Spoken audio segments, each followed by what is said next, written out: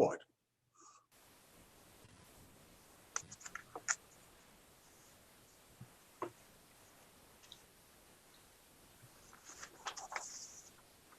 Good evening, everybody. Now I can see you all. Good evening, Christine. Good evening, Christine. Good evening. Hello, Christine. And hi, Liz. Hi, Christine. Hi. Okay. Yeah. Right, welcome, councillors and members of the public watching this meeting of Waverley Borough Council, which resumes a meeting which began on Tuesday, the 23rd of February and was adjourned at 11:15. Only the outstanding items of business on the agenda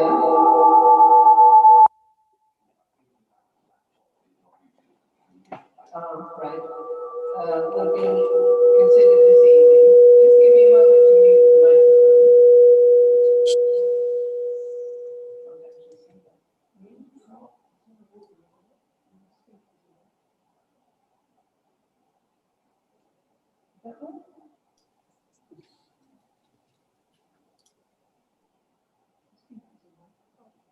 You seem to be suffering some feedback here.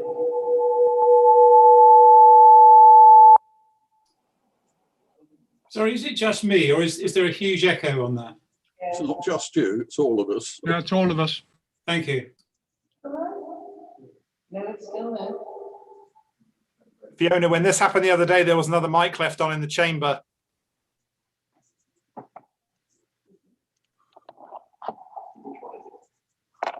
It's not.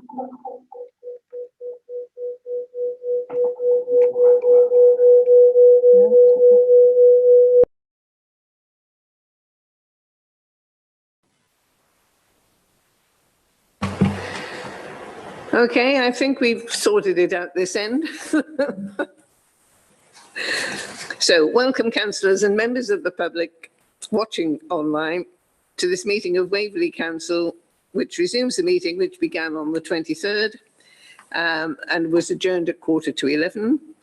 Only the outstanding items of business on the original agenda will be considered at this meeting.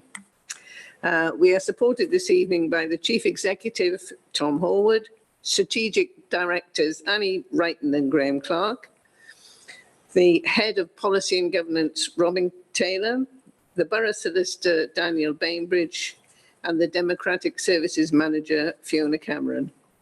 Members, could you please use the hand raise feature in Zoom to indicate when you want to speak? If the live stream to YouTube fails, we will pause proceedings to enable that to be re-established, and we will take a short comfort break at an appropriate point in the proceedings tonight. We will pick up the agenda at item 9.2, the Housing Revenue Account Business Plan. But prior to that, I am advised there are apologies for this evening's meetings from councillors Jan Floyd Douglas, Michaela Martin, Kika Miralles, and Richard Seaborn. Please note also that declarations of non-pecuniary interest have been made by Councillor Christine Baker in relation to agenda item 9.3 and Councillors David and Jenny Else in relation to agenda item 9.5, as they have family members employed by the council. Robin Taylor has declared an interest and will leave the meeting during agenda item 11. Are there any other declarations that councillors wish to make in relation to the items on the agenda? No, in that case, I will invite the leader to introduce agenda item 9.2, the Housing Revenue Account Business Plan 2021-22 to 23-24. Thank you very much, Madam Mayor, and good evening again. You're a delight to look at, Madam Mayor, but could you possibly mute your microphone so these poor people have to stare at me? Thank you, Madam Mayor. This is one of the most important items of our budgeting process, as it sets out just how we are going to continue to maintain and also to build more of our housing stock. These are clearly difficult times, but I think this is an aim which is common to us all, to help the most, I wouldn't say deprived necessarily, but to help those in our community who aren't perhaps as rich as some others. So I don't really want to say anything much more on that. I would like to pass directly over to the portfolio holder, Councillor Rosamond, to lead you through this item. Thank you, Madam Mayor. Good evening, Madam Mayor, and to all members and any members of the public watching on YouTube. If I'm a bit croaky, please bear with. You will find the report at pages 87 to 107 of your pack, with the latest projection for the HRA business plan at Annex 1. This report outlines the budget within the annual review.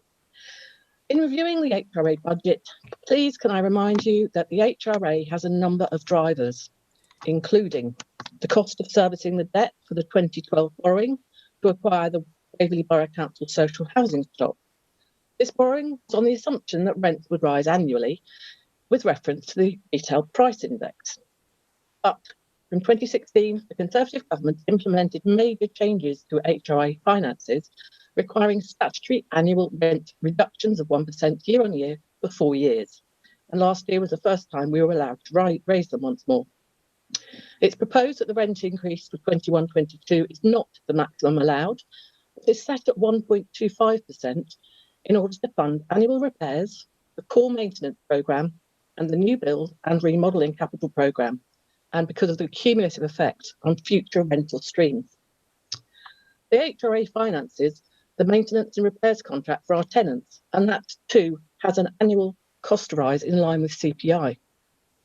Right to buy annually results in the loss of about 15 properties per annum.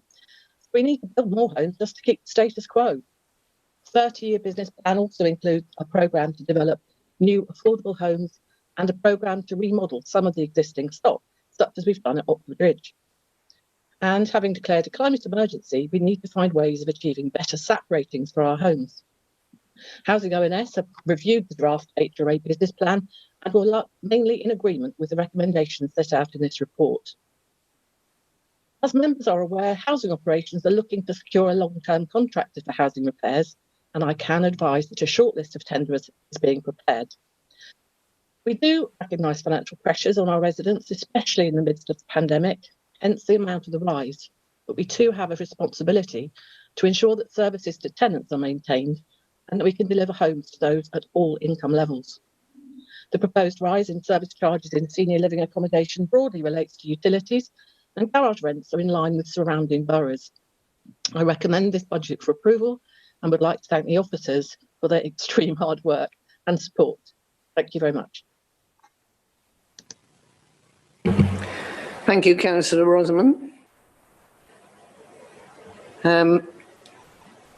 Councillor Potts, I think you were down to speak. Madam Mayor, thank you very much, and my thanks to the portfolio holder as well for her introduction. And firstly, can I also thank officers within this team and associated with the housing team who've worked so hard this year, in a year that I don't think any of us really foresaw last year when we were together, to ensure continuity of some of the most important services and most critical services to those of our most vulnerable residents and those very often most in need. So my thanks to everyone within the respective housing teams and associated teams and contractors.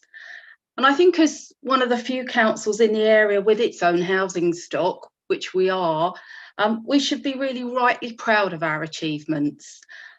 We've got the regeneration of Oxford Ridge, a scheme initially started under the former Conservative administration, but really seeing that come to the fore now, which is great news. And we're seeing so much more with schemes coming in Farnham, Chiddingfold, and indeed in my own ward in Churt. So really pleased to see so much happening.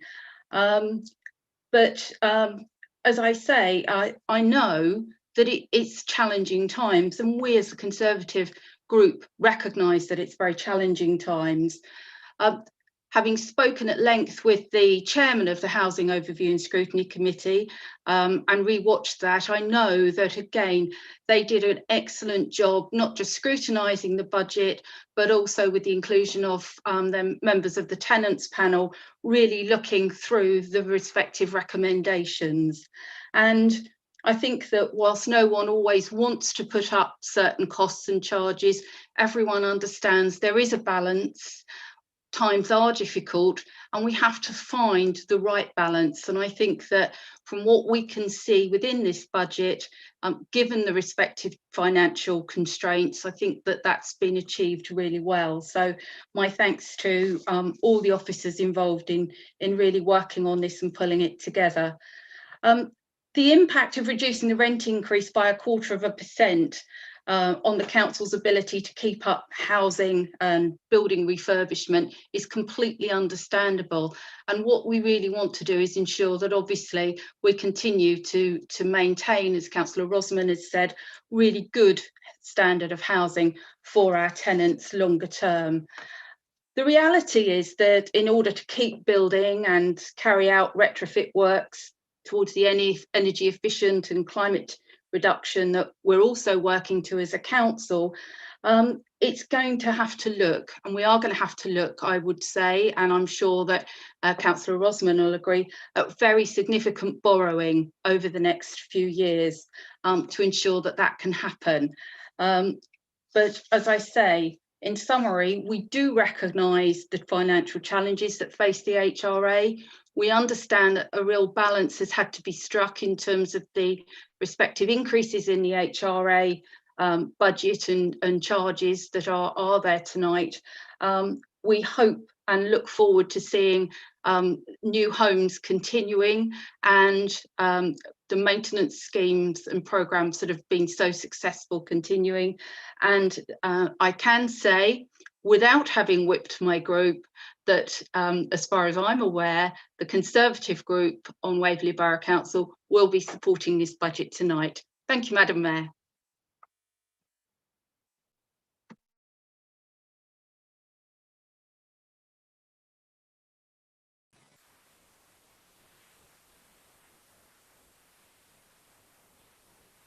Councillor Follins. Thank you, Madam Mayor, and good evening, Madam Mayor and members. I would obviously also like to thank the housing team for all of their work, and that's work that goes so far beyond the provision of housing. It's many more things that I don't think people realise, and certainly I want to thank them for the way that they've engaged with residents during this period in particular. They always do a good job with that, but over this particular period, it's required a little something extra, and they've absolutely given that and more. I also want to thank the tenants panel for their work in this, because it provides a view that I don't think really anybody on this committee can really give. There'll be very few here that are either tenants or privately rent. I privately rent, and the rates that it goes up every year often are staggering, and for absolutely no extra service cost. But what do we want to do with this budget? Well, we want to build more housing, we want to build it better, we want to build it more sustainably, and we want to make sure that it's more sustainable to the environment and to help our residents pay their bills when it's built. And I'm never going to trivialise a rent rise, any rise at all, but as Councillor Rosman has said, we need to ensure that we keep our housing stock in good order and keep building more. And I know that's something that we will keep doing. And one aspect of that is about a recognition and a need to drive improvement in our maintenance operations going forward, because I know that's something that we expect, and I know our tenants expect. And that's something that's going to be at the core of what we're going to be focusing on, certainly for the rest of this year and beyond. So thank you very much again to the housing team and to Councillor Rosman. And I will absolutely be giving this my full and vocal vote. Thank you. Thank you, Councillor Follins. Councillor Coburn. Yes, thank you, Madam Mayor. I'll try not to be too repetitive, but anyone who's worked with the housing team can't help but take a moment to thank them, because when you see them in action, you can't help being in awe. I remember going to several visits to Oxford Ridge at the beginning of the project.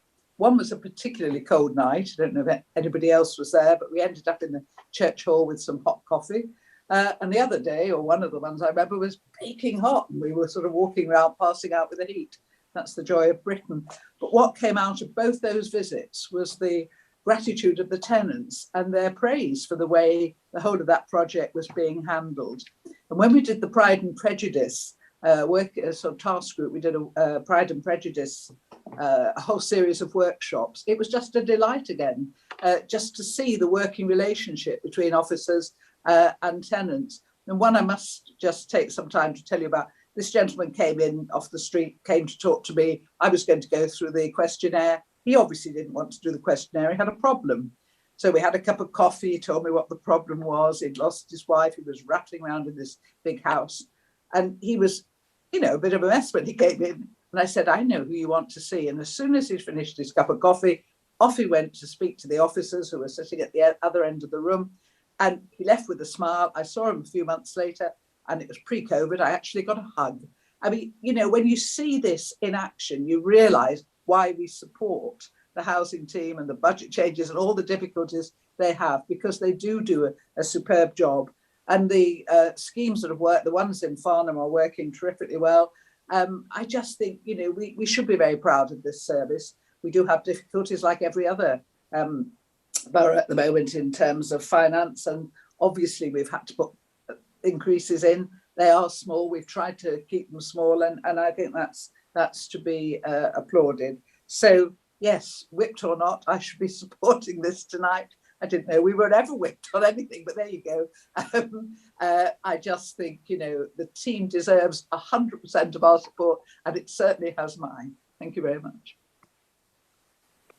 Right, thank you, Councillor Coburn. Councillor Palmer. Thank you very much, Madam Mayor. I can't resist saying that I want to extend my sympathies to the Chief Whip who spoke yesterday for a group that's never whipped. What does he do all day? But moving to the more serious point, this was a difficult decision for all of us, because we've got between maximising the availability of new housing, maximising the improvement to the housing we've got, and avoiding imposing additional burdens on tenants. And what we decided, as you've heard, was to increase rents by a little bit less than the maximum allowed. And we won't pretend that that makes a gigantic difference, but what we're doing here is sending the signal that we recognise these are difficult times. The usual rule that we increase rents by 1% over inflation in order to cover the other needs to be varied. This, when everything is so difficult. So we didn't want to go for the maximum. On the other hand, we didn't want to accept the decline in housing stock, which the government's very strange right to buy policy still imposes on councils. We have to live with the environment that we have, and we felt that this was a reasonable balance. And I want to express gratitude both to the officers and to my colleagues on the executive for working to achieve this balance in these exceptionally difficult times. I recommend the proposal to the Chamber. Thank you, Councillor Palmer. Councillor Goodridge. Thank you, Madam Mayor. And can I firstly thank Councillor Palmer for his sympathies. But I can assure you that I still have other things to do. I'm not totally redundant, like I ensure that all my members are smartly dressed at council meetings. But I would like to add my thanks to the officers, particularly the homeless team, who in the past have produced miracles when it comes to keeping the homeless right down on the streets. And even during COVID, their record has been superb. Then Councillor Potts mentioned the fact that we were going to have to do a massive borrowing in a few years' time. which is a matter I raised on overview and scrutiny. I'm totally in favour of building as many council houses as we can, but if one looks at page 107 on Annex 4, you can see that from this year, when we have 48,702,000 roughly is in total reserves, by the time we get to 24-25, it'll be just under 3 million. So the writing is on the wall that we're going to have to do a lot of extra borrowing if we keep up the number of new council houses that we are building. But I'm still in favour of doing them, but one's got to look at the reality of how that can be achieved. Thank you, Madam Mayor. Thank you, Councillor Goodridge. Councillor Townsend. Thank you, Madam Mayor. Good evening, councillors. Obviously, rumours of whipping are greatly exaggerated. I'd like to thank as well the portfolio holder, Councillor Rosamond, because she's really grasped this role and has put her heart and soul into it, and I know she's very much enjoying it as well, and she is working, as everybody has said, with a really fabulous team.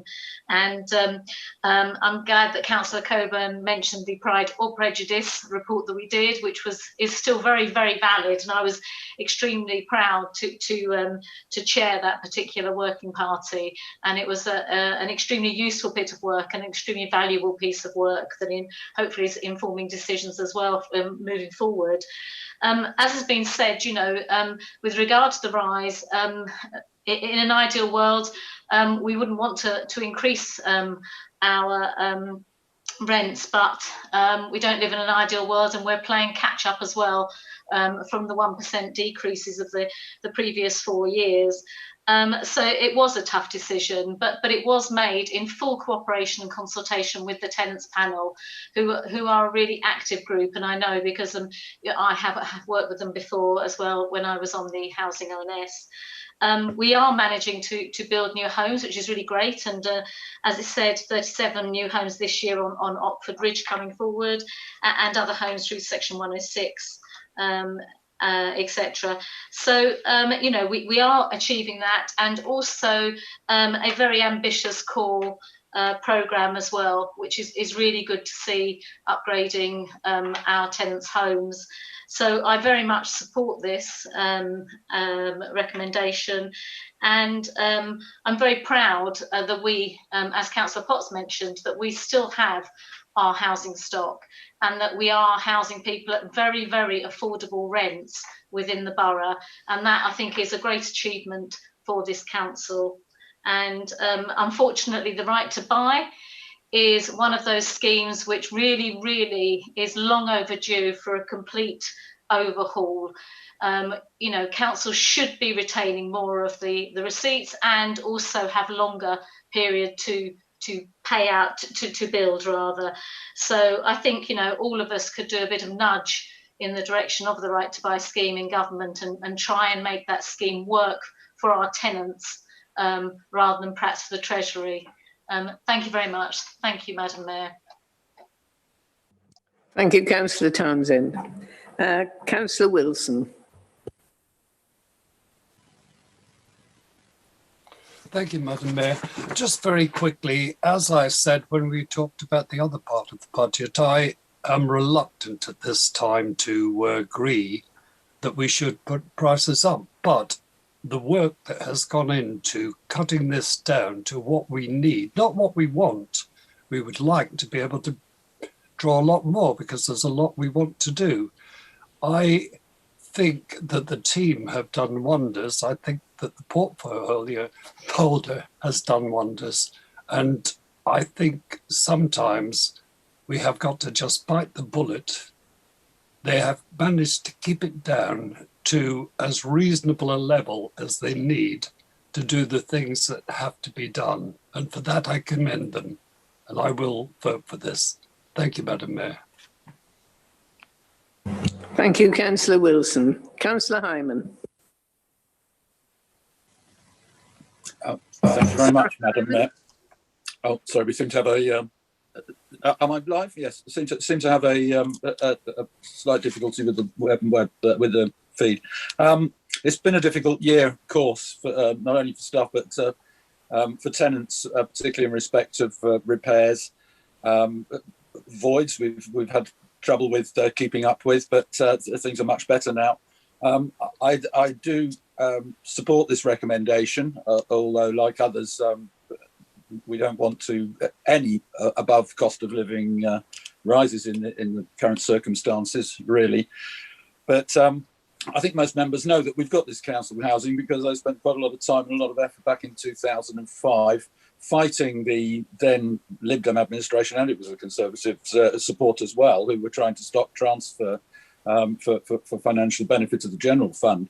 I fought it as a matter of principle, and the tenants, when they were told the truth about the situation and the decent home standard that we'd been told could not be met, we found that the tenants did make the decision to keep it, and it was keep our stock, and it was very wise of them to do so. They were very upsetting for the councillors at the time, but we're very pleased we now know that was the right thing, and I hope that members will listen now where members back then weren't. It's mainly different members now.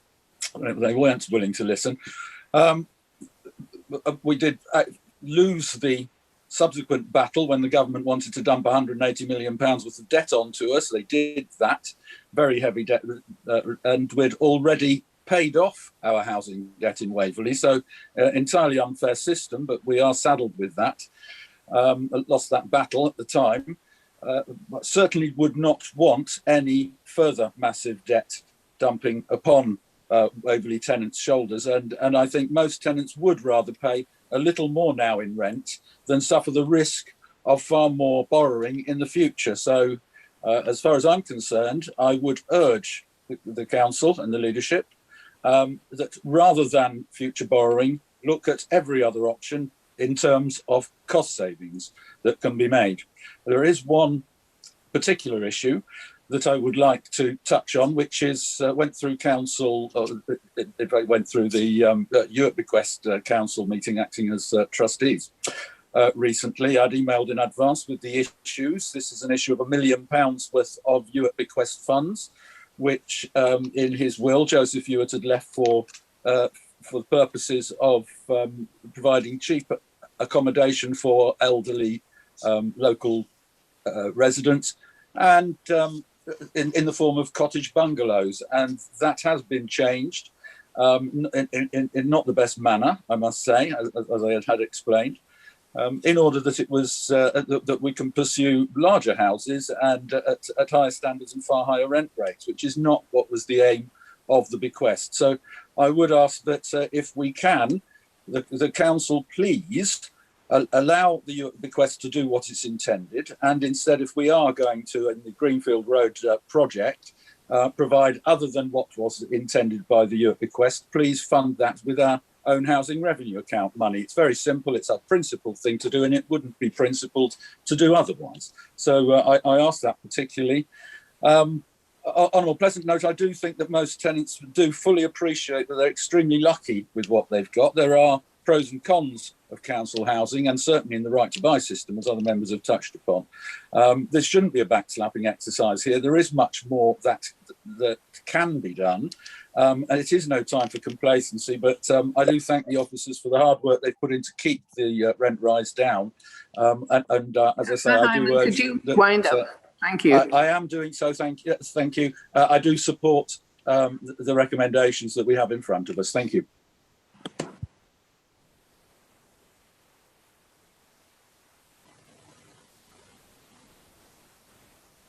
Councillor Merriweather, please. Well, thank you, Madam Mayor. Well, look, speaking on behalf of the group that doesn't need to be whipped to get dressed, I'd just like to echo the words of Councillor Palmer and Councillor Wilson. There was a lot of very vibrant discussion about this budget in the background, and I think it's a sign of our strength that we were able to resolve that and come out with an answer that was warmly welcomed by the tenants panel. So thank you very much.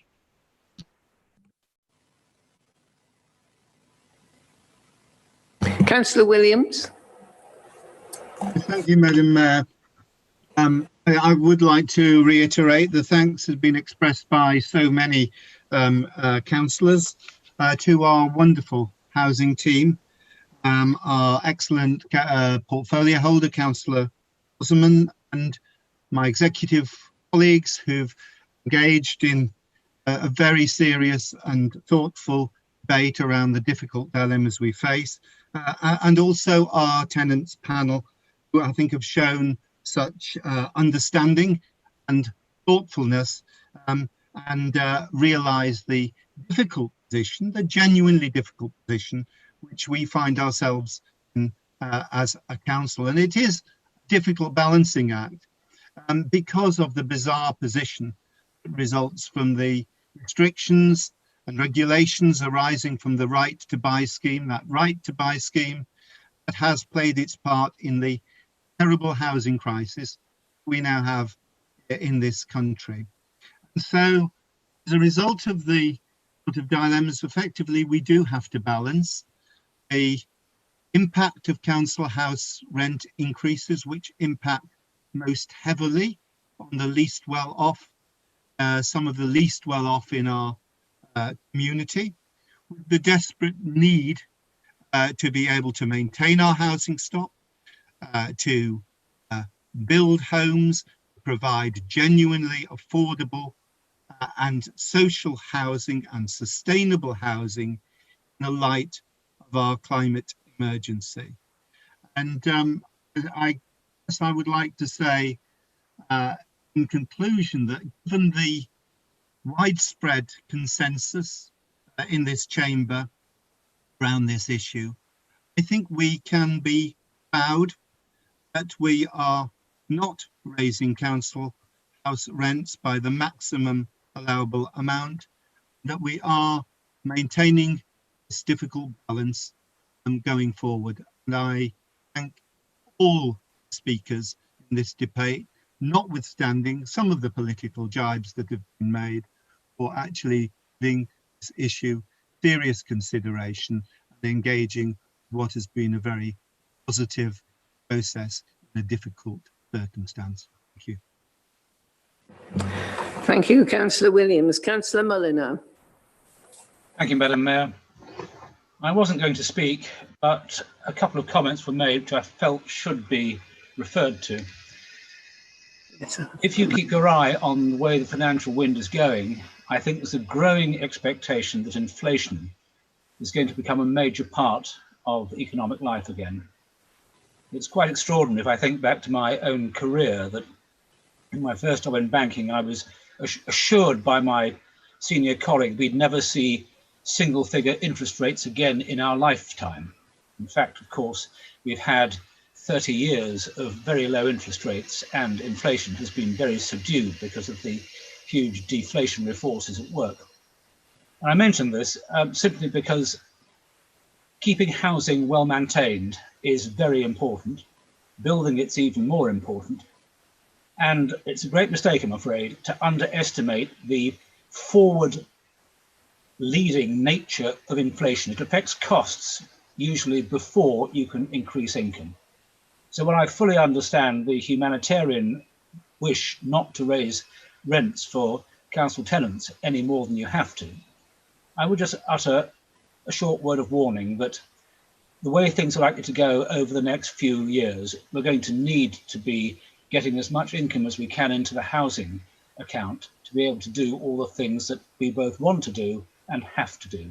And I think of maintenance in particular. Apart from that, I'm delighted to support this budget, and I certainly agree with all the words of thanks to the officers and the portfolio holder. It makes probably more of a difference to people in this area than anything other than possibly the waste service. Madam Mayor, thank you very much. Thank you, Councillor Mulliner. Now, Councillor Follows, you've already spoken once. Would you, are you making a point of information? Or? Yes, I would like to, Madam Mayor, if you don't mind. Right, thank you. So forgive me for this very brief segue, but this is an issue I take seriously on behalf of many people who see barriers to being a councillor, especially young people from standing. I hope you don't take offence personally yourself, but after 9 hours on Zoom today, I have neglected my tie. I'm fortunate, of course, that standing orders allow me to speak anyway. So I would just ask that perhaps we all let the substance take centre stage, because anything else is an insult to our officers and the work they're doing. And I'm pretty sure most of the residents that voted for me don't care whether I'm wearing a tie or not while I'm doing it. So thank you very much, Mayor, for allowing the point of information. Thank you. Thank you, Councillor Follows. I think that's the last speaker. Oh no, Councillor Reid.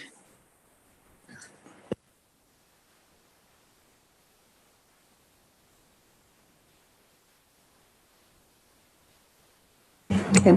Councillor Reid, you're muted, I think.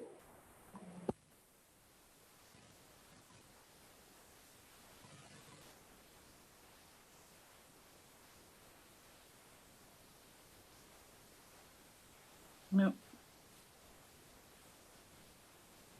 It's obviously not your mute button, Councillor Reid. It must be something else. Volume?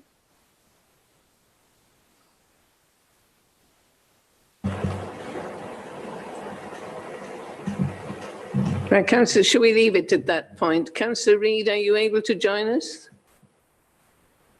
She's and she'll rejoin, I think. Right.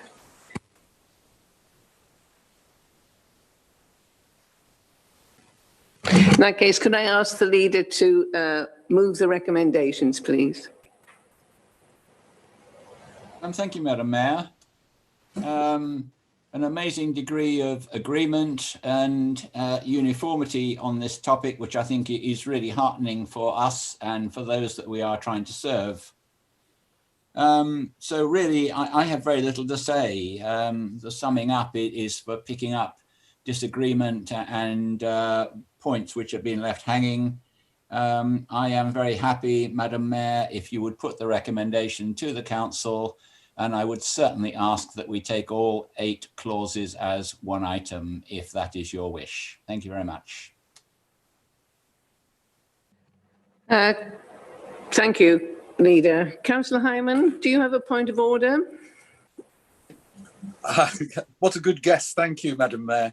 Could you please refer to the monitoring officer and ask whether we need to observe Councillor Reid's right to hear and be heard on this occasion, because it is an important matter. And although it may make no difference whatsoever to the vote, and we are correct, that does not get us round the law and the requirement that we do hear what Councillor Reid has to say. Perhaps you could join by phone if necessary or whatever. It's not a matter of whether or not we want to, or whether we value what is being said. It's a matter of that the right is there, the law is there, and we should, as far as I'm concerned. But if the monitoring officer would confirm that, please, before we move to the vote. I'm sorry to intervene in this way. So, Madam Mayor, Councillor Reid has rejoined. It's probably worth seeing, Councillor Reid, whether your sound is working now. If not, you do have the option of joining by phone, and I can make sure I can see you in terms of the vote. Councillor Reid.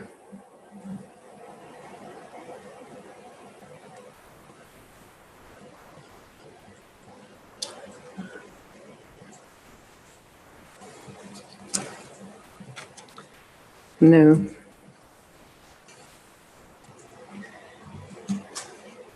She's not coming through, Mr. Taylor, so. Councillor Reid, you can join by phone, and Fiona, can I ask you to put the phone number in the chat so that Councillor Reid can see that. But in terms of this vote coming up, Councillor Reid, I can see you. So if you're happy to vote by putting your thumb up or your thumb down, then we can carry out the vote when we get to that point.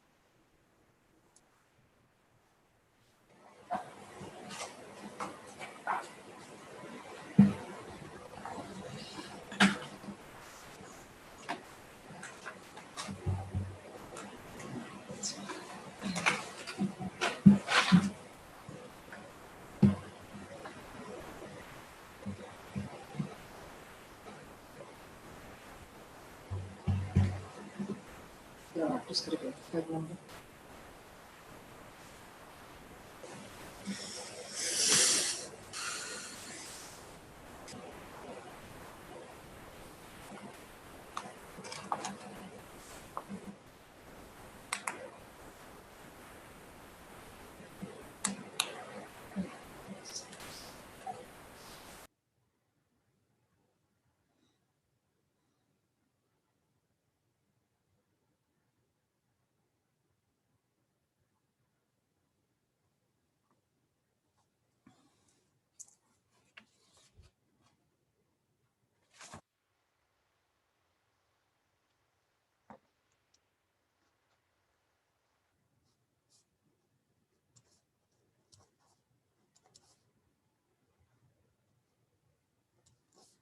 getting the phone number up, so if we could just wait a moment longer. Thank you, Madam Mayor, for your indulgence with this. Greatly appreciated.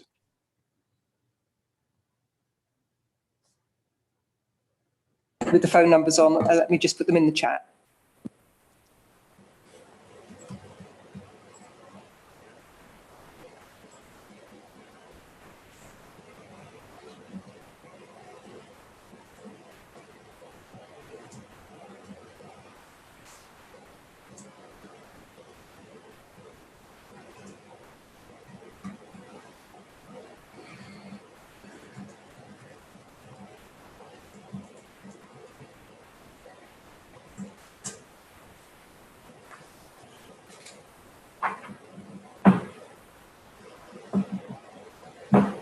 Is that okay? Yeah. Yes. Mr. Taylor, has Ruth Reid replied? Councillor Reid? Has she indicated whether she wishes to speak or whether we can get on with the vote? I think it may be difficult to ascertain. So if you're happy to, Madam Mayor, it's probably best to let her phone in now. Right. I can see that she is now doing that.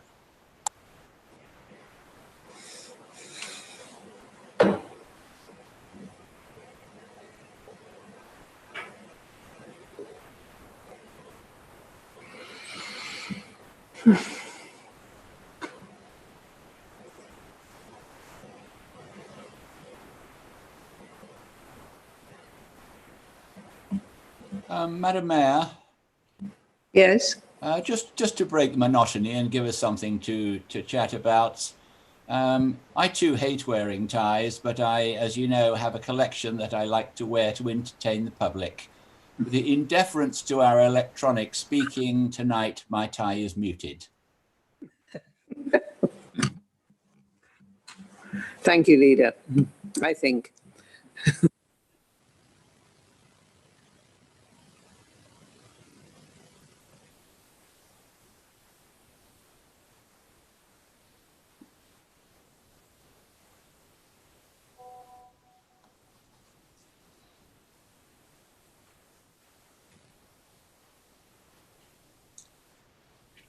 If I may also break the silence, if everyone were to write down at 020348155240 on the front of their agenda papers, if this occurs again, then they can dial in very quickly and we won't have any sort of hold up. We could just read that out at the start rather than have a long interruption whilst we wait for it to go up on the screen and people to be able to see it. So if everybody just writes the number down on the front of their paper copies, which we're still fortunate enough to have, that would be great, I think. Thank you. Thank you, Councillor Hyman.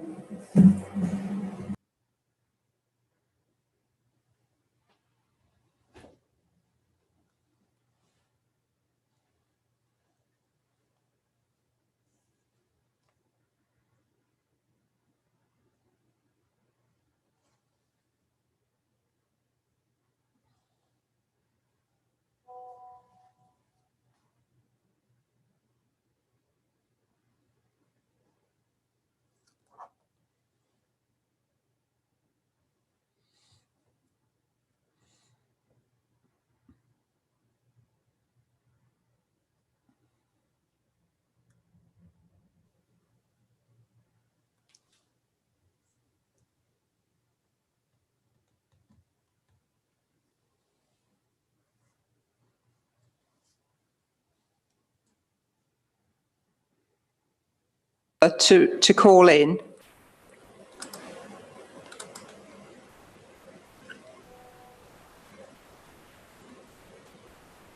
It's 0203 481 5240, and then you'll need the meeting ID and passcode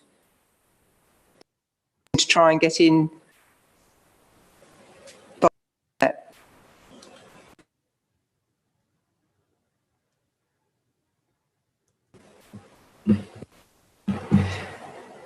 Could I just suggest perhaps we have a 5-minute break while we sort this out, and it'll give you a little less screen time.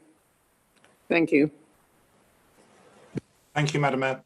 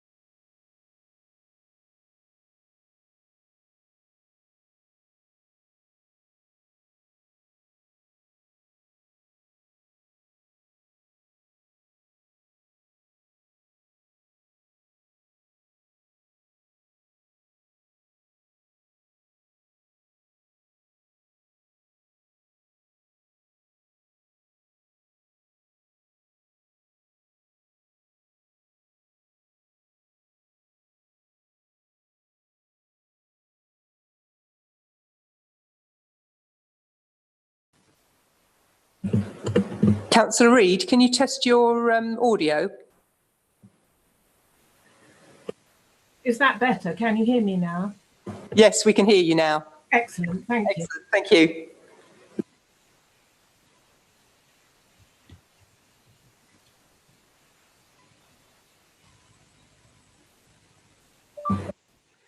Just checking everyone is back. Yes, you're going to tell me if you're not back, but there. Councillor Reid, would you like to speak now? Thank you so much, everyone, people watching, and also all the councillors and the officers for your patience. I do apologise. My computer has been on all day and it's really, really hot. But the points that I wanted to make is that I have an awful lot of tenants in Cranley East who have been very, very patient, and I feel that they are the heart and soul of this ward. I've done quite a bit of casework to help them, and I must say that the whole of the housing team have been nothing but a caring family for our residents and particularly our tenants. So thank you very much, whole team, the officers. I've dealt with lots of them, and I can't praise them all more than I am now. That they have genuine, absolutely genuine concerns for all their needs, and thank you so much on behalf of all the tenants in Cranley East. Thank you, Chair. Thank you, Councillor Reid. Leader, would you like to carry on?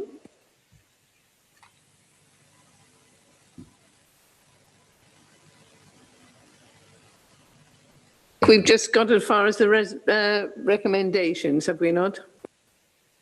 Yes, Madam Mayor, I hoped I wasn't going to lose my audio and cause you another palpitation. No, frankly, Madam Mayor, we all appear to be in such agreement. I don't think there is necessary for me to say anything other than to please beg that we put all 8 clauses of this recommendation to one vote rather than extend the time of the meeting. Thank you very much. Are there any objections to taking all 8 recommendations? Is that agreed? Agreed. Agreed. Agreed. Agreed. Agreed.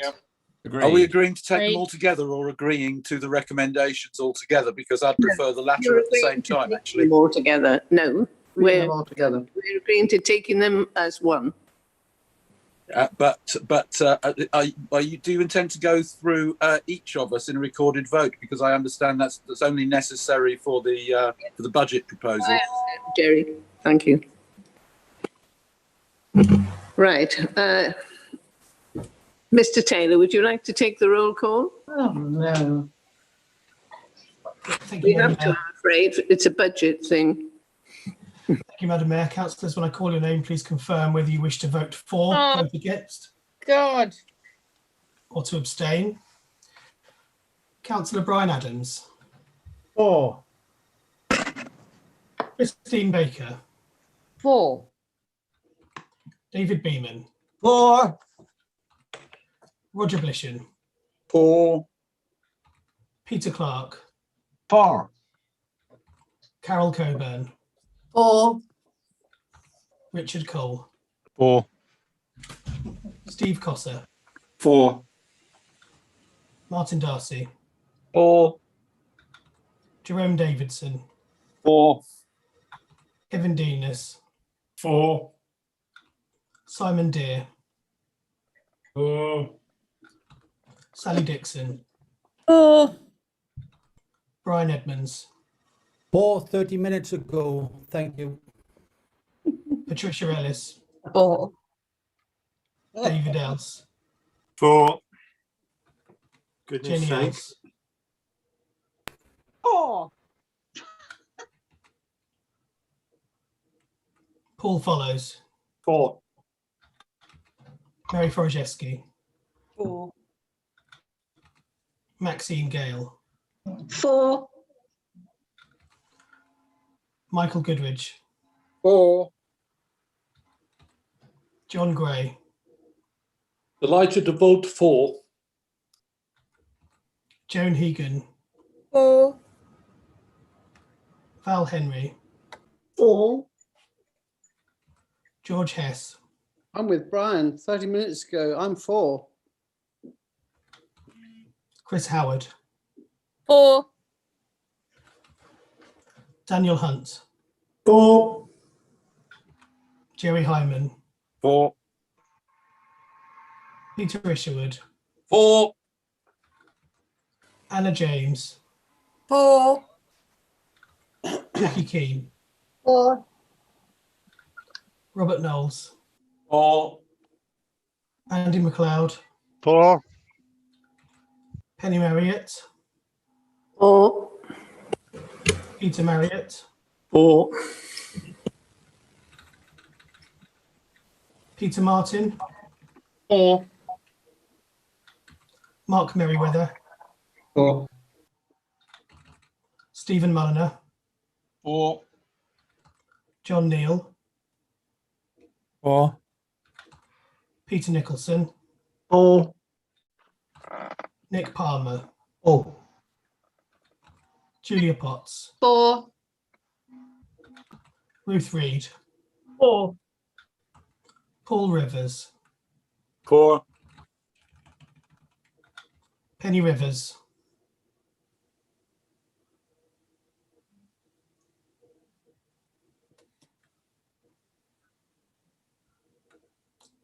Councillor Penny Rivers.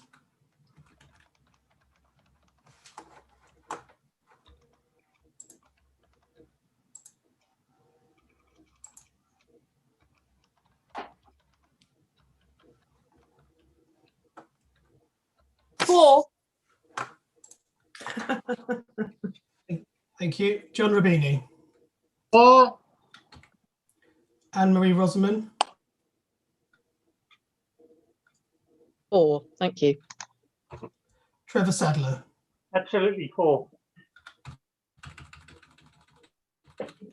Liz Townsend. For. John Ward.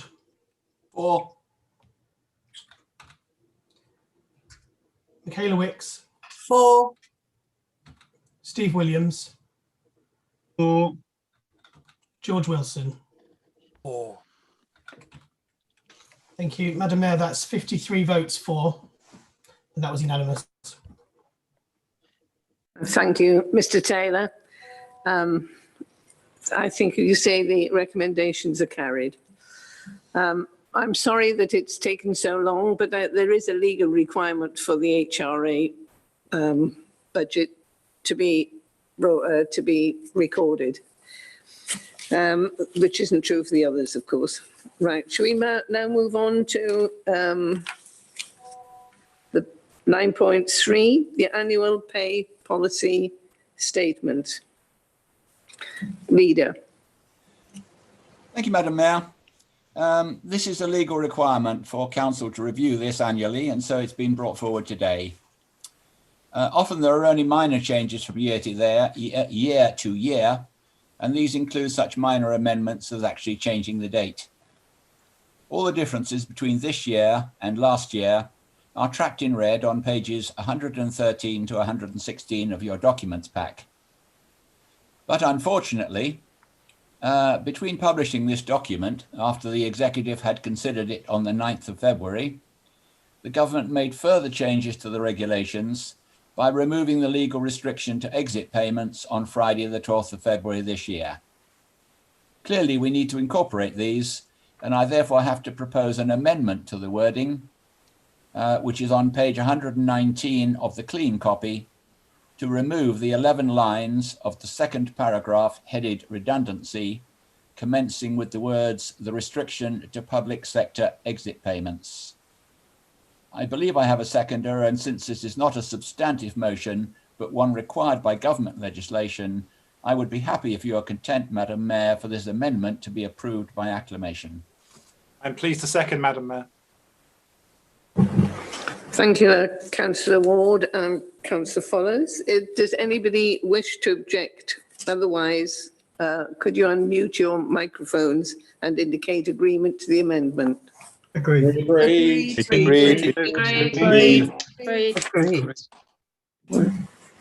Thank you. Leader, will you continue? Thank you, Madam Mayor, and thank you, councillors. Apart from the date changes, the exit payments was one of the major changes, which we've just deleted that. There is a change at the end to staff benefits, which I think is a general improvement. But apart from that, I have little more to say on this and would welcome any members' comments. Thank you, Madam Mayor. Do we have any speakers? Councillor Brian Edmonds. Thank you, Madam Mayor. I have a question on flexible retirement. I'm very interested that with a defined benefit pension scheme, that early retirement can be requested. Normally, early retirement is a consequence of illness. Is the pension fund in so much surplus that we can be that generous? Thank you, Councillor Edmonds. Leader, would you like to respond? I am not, unfortunately, able personally to answer that, and I don't know whether Graham Clark could fill in on that one. Mr. Clark? Madam Mayor, the pension fund isn't in surplus. It's in a significant deficit as reported in our accounts.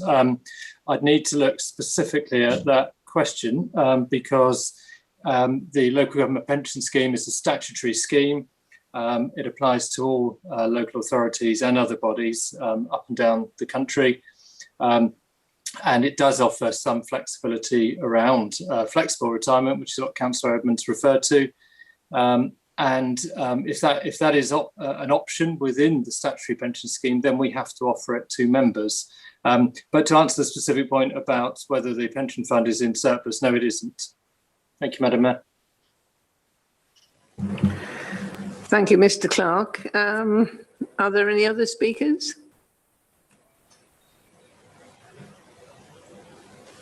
Councillor Hyman. Thank you. Just to follow up on Councillor Edmonds' question then, is it possible to have some idea of how much extra this would cost taxpayers over the coming years? If it is not, if we can't have an answer to the question now, I'm not exactly sure which direction we go, because at the moment I don't have any idea of how much extra it is likely to cost our taxpayers in having to plug a hole that's already is big enough. So I do think that in accordance with Article 13 of the Constitution, we really ought to know what it means to us if we make this decision in financial terms. I know that might seem a little bit awkward, but this should not just be a tick box exercise, and it should not just be a nod it through without having sufficient information to make that decision. So, Madam Mayor, is it possible for us to know how much extra this is likely to, whether that's actually been looked into? Thank you. Mr. Clark, would you like to respond to that? Well, Madam Mayor, could I just check which specific point I'm being asked to see whether there's a cost to? I know we're referring to flexible retirement section on 115, can I just check what is the specific question? The cost of flexible retirement, is that right? Councillor Hyman, would you like to clarify that point, please? Well, yes. I mean, if we're going over and above what is legally required of us, then we should know. That's all I'm really asking, I suppose. But Councillor Edmonds might like to add. Yeah, yes, please. If it's a statutory obligation, then there's no problem. If it's a discretionary decision, then we really need to know the cost. It may not be significant, or it might be significant. It's the first time I've ever come across this in any pension scheme I've known. Thank you. So Madam Mayor, what flexible retirement enables somebody to do is to retire, draw their pension, and it enables the council to keep them employed on normally a part-time basis, and so that they can earn and draw the pension. We have a few examples in our workforce of that where it's worked exceptionally well, and it's helped long-standing members of staff to sort of taper down, and we retain really, really important skills and experience. I'm not actually aware that there's any specific costs to the council of that, other than the normal pension contributions that we have to pay to the pension fund, which is administered by Surrey County Council.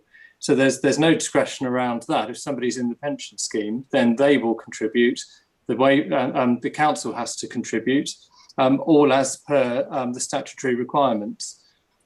Now, if there's any sort of specific follow-up questions, Madam Mayor, I'm happy to look into it, but acknowledging that the council doesn't run the pension scheme, and I may need to make an inquiry of the pension fund. But as far as I know, there is no specific cost, and if there was, that would be taken into account on the case-by-case consideration at the time, because we can refuse requests for flexible retirement, but it's often in the council's interests to agree them, and it has worked very well for the council in the past.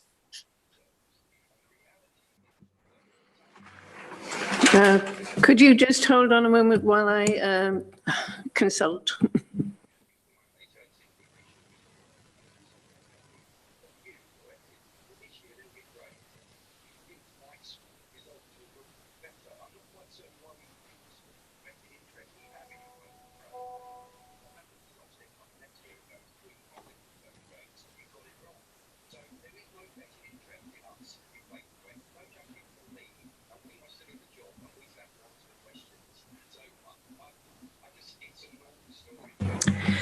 Right, it is any member has the ability to move a recommendation to make an amendment to this recommendation. And since we had no prior notice, obviously, and this is a technical question, would either Councillor Edmonds or Councillor Hyman like to move an amendment? Not myself, thank you. I'm perfectly happy to take the head of finance's word on this, but if it could be something that we would look into certainly before next year, when we're looking at right across the board at cost-cutting exercises, etc. I do think we should, but I'm satisfied with what I've heard, and I would hope Councillor Edmonds would be for now. Thank you very much.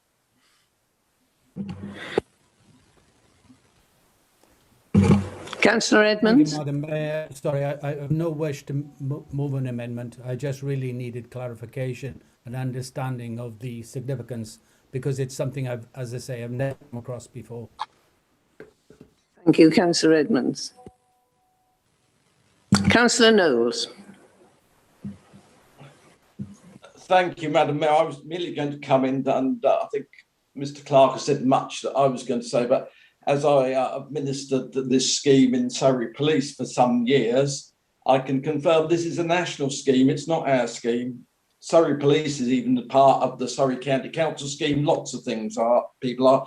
It is set by national regulation by the DCLG.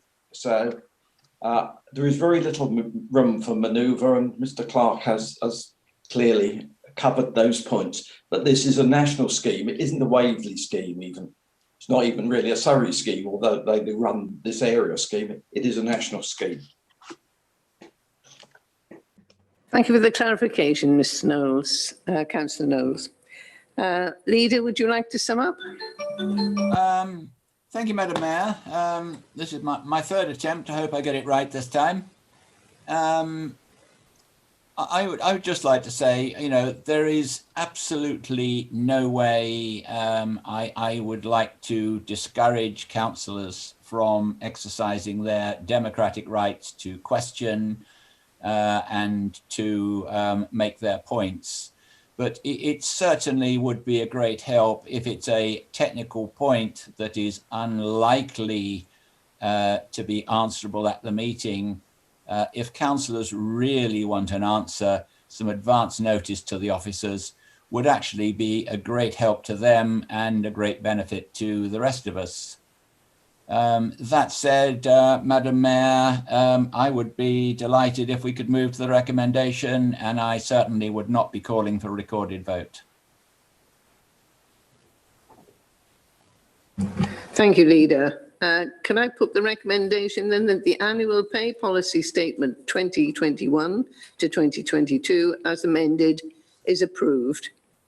Are there any objections? Yes, if not, can members unmute their microphones and indicate agreement? Agreed. Agreed.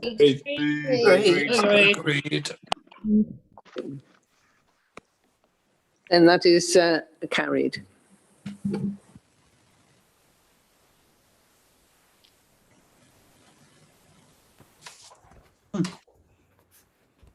Right. Now we move on to 9.4, Local Boundary Commission Electoral Review 2020 to 2022. Leader, would you like to introduce this? Thank you very much, Madam Mayor. Well, councillors will be aware that the Boundary Commission is currently conducting a review of Waverley Borough Council and also, incidentally, Guildford Borough Council. This is neither timely nor convenient for us, being in the middle of a coronavirus pandemic, suffering huge financial strains as a consequence, feeling the after effects of the final Brexit withdrawal, and despite the rebuttal by all the 11 boroughs and districts, still having the spectre of Surrey attempting to abolish us all by creating an unwanted mega unitary hanging over us like the sword of Damocles. We've made strong representations to the Boundary Commission for delay, but they are adamant that they intend to review us now, a process with which we are legally compelled to cooperate. The Boundary Commission have produced a map showing that some of our wards are outside their consideration of what forms acceptable variance. And so even if we do the minimal amount of work and effectively send in a bare bones return, the Boundary Commission will adjust the ward boundaries to ensure the so-called electoral equality between them. So we're going to get moved around whether we like it or not, and no matter what we do. In order to garner a broad section of views, we established a cross-party subcommittee to consider the matter and fill in the myriad of details and the mountain of forms that the Boundary Commission demanded. And we did this with the minimum of staff time and cost. We also did a survey of all the councillor opinion, in which disappointingly we only got 47 replies. Whilst many diverse opinions came to light, there did seem to be broad agreement on multi-member wards, preferably each with 2 councillors. It was my hope that we could come to a cross-party agreement on the number of future councillors Waverley needed, which is the only thing we've actually been asked to supply to the Boundary Commission. And I hope that a joint response could be sent to them. But regrettably, this has not been possible. And that's for various reasons, which I'm sure are perfectly valid. When submitting our preferred number of councillors to them, they expect us to fully justify any large variances from the locally established norms. And we can see that in their determination to change the boundaries of our wards. They have a strong liking for uniformity, such that any variation from the local norm in our proposed new representation, the question we are required to answer is, why is Waverley different? Many members were content to remain at the current number of 57, whilst a considerable number of us felt that a reduction would make the council more efficient. Studying a comparison of Waverley with its rural neighbours would suggest that 44 councillors would be the average number, as you can see in the table on page 159 of your pack, and which it may be possible to put on the screen. Most councils have a ratio of just over 2,000 electors per councillor, whereas Waverley has a ratio of about 1,600, which is clearly anomalous. During the discussions, continual reference was made to Waverley being more rural or countrified, with many parishes spread over large areas, which then required considerable travel and hence more than the local average number of councillors. I've investigated that argument, but as the table clearly shows, all our similarly countrified neighbours govern perfectly well with far less councillors, usually serving much larger areas with many more parishes. In fact, we are smaller than many of our neighbours, and only Moor Valley has fewer parishes. I therefore refute that argument. It has been put to me that if we reduce the number of councillors, we'll lose some very good people, not just what we might call less industrious members. Well, we all know that at election time, there's often a shortage of high-quality applicants, resulting in the selection of paper candidates, who, if elected, rarely turn out to be the best councillors. With fewer seats to contest, I believe it will be possible to select better candidates, resulting in higher calibre councillors. I personally feel we should grasp the nettle, rather than bite the bullet as we did earlier, and reduce the council to what is more normal in the surrounding rural boroughs, which will be 44 councillors. However, there were concerns that such a reduction would be too great a shock to the system, and so the administration discussed a number of scenarios, with opinions varying between 48 and 50 councillors. Eventually, the executive settled on the recommendation of 50, which lies before you. Thank you, Madam Mayor. I would be delighted to hear what people think. And thank you, Leader. Can we have any speakers, please? Councillor Follows. Thank you, Madam Mayor. And one thing I want to just reinforce in this is that there is, I think, when you start looking at this, a gut reaction to be annoyed at the Boundary Commission and the commissioners themselves, which is a bit unfair because those people are just coming here to do a job. And they're only here because the government hasn't suspended this legal process in the middle of a global pandemic. So realistically, try and fight that urge because it's not really that fair. Anyone who's been involved in this process, and obviously there was a group set up of councillors of all parties to look at this and try and engage with it. Anybody who's been in that group or read up on it or discussed it since is probably aware that the entire process feels completely backwards in that we are sort of being asked to give this arbitrary number and then really not asked to do any of the other work about what the consequences and impacts of that are, because actually at the end of the day, that's what the Boundary Commission are going to come in and do. So really, I'm going to just very quickly just finish by saying that Leader and I are in complete accord on this. The executive have discussed it at length, and I know the groups that make up the administration have also discussed it at length, and certainly I have with many of the other party group leaders as well. It's an interesting debate because it goes back really to the nature of the democratic system that we operate in, and actually the number of councillors that we have is actually not necessarily related to efficient decision making. There's I think another gut reaction that says more councillors equals better decision making, but actually I think there probably is, and I think most residents would recognise this, there probably is a point where too many are there, and actually the quality of the debate is diminishing, and actually what you're doing in the end is populating committees for its own sake and talking about the same things over and over again and not actually doing, you know, the work of the residents and of the council.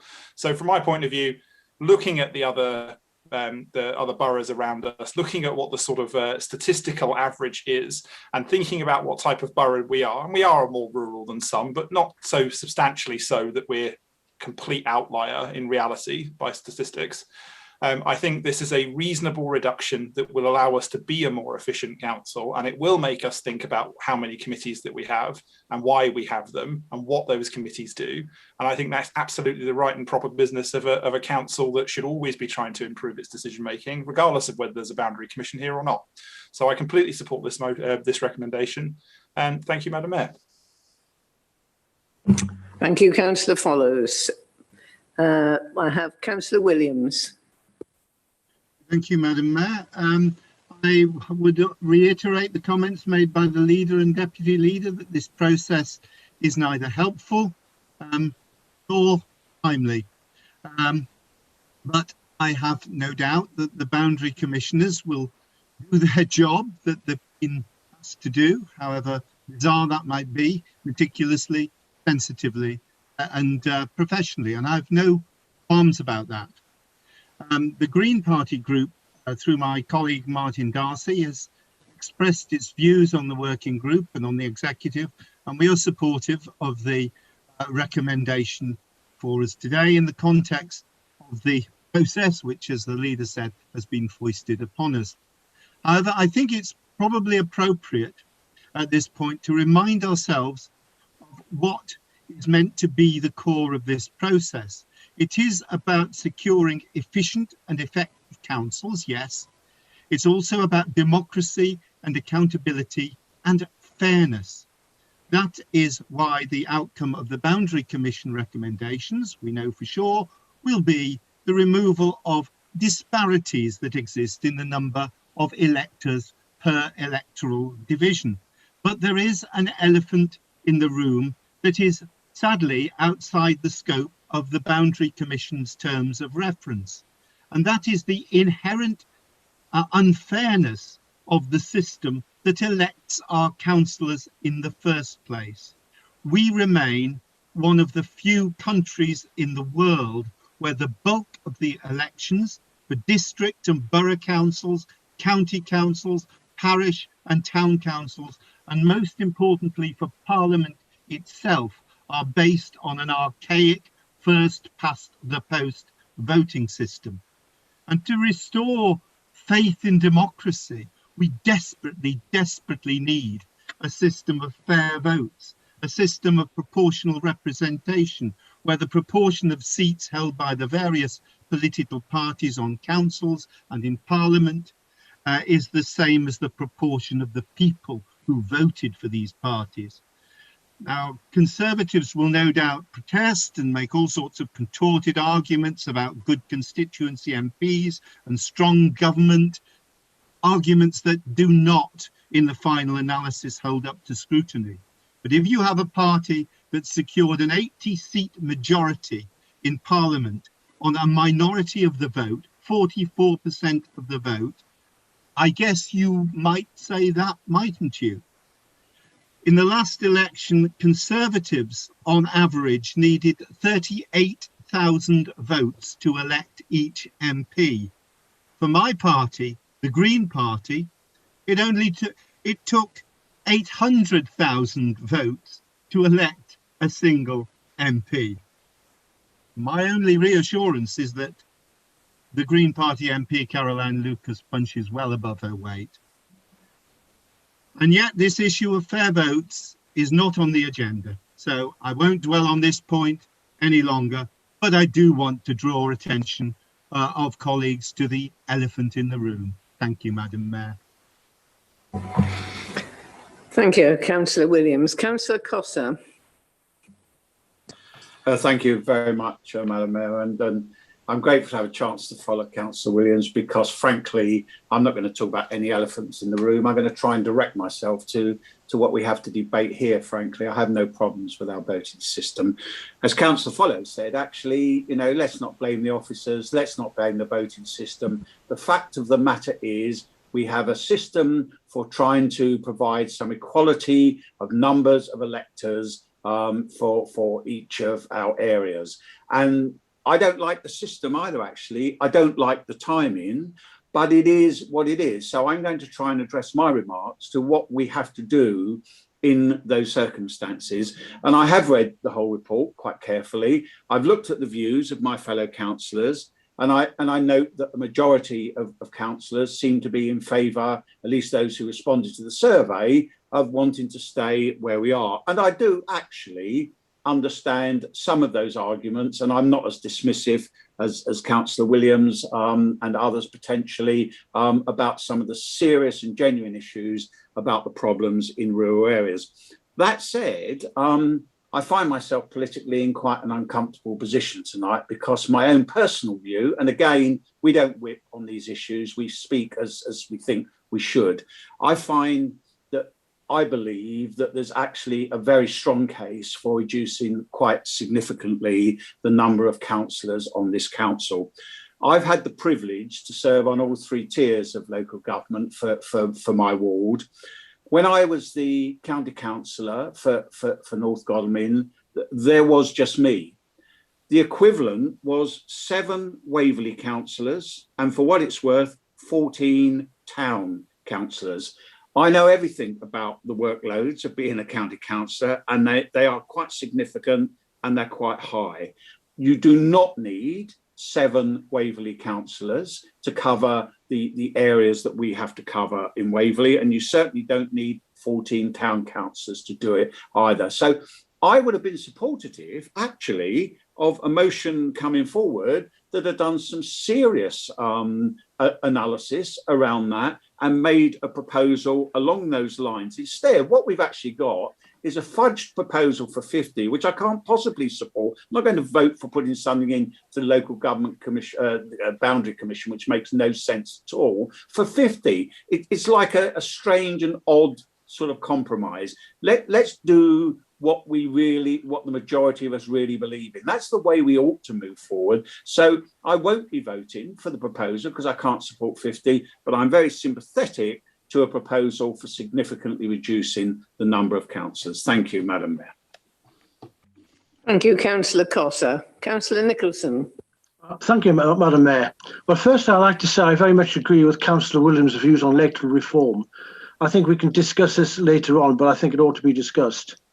My views on the proposals. Well, I voted for a new council size of 48, but I support this motion. It's something of a compromise, even though the figure is still a little out of line, as has been clearly indicated by our leader.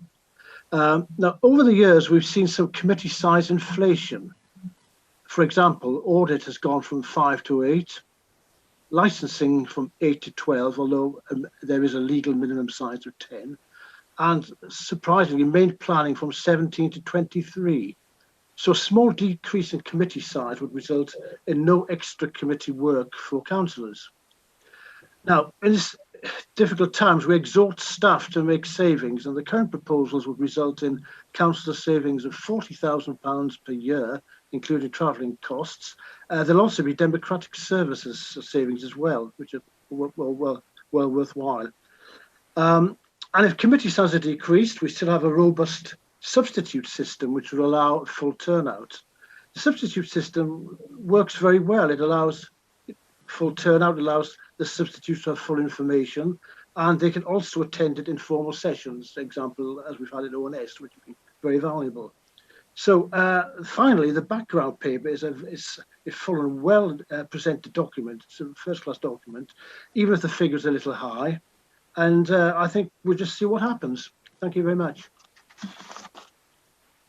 Thank you, Councillor Nicholson. Councillor Goodridge.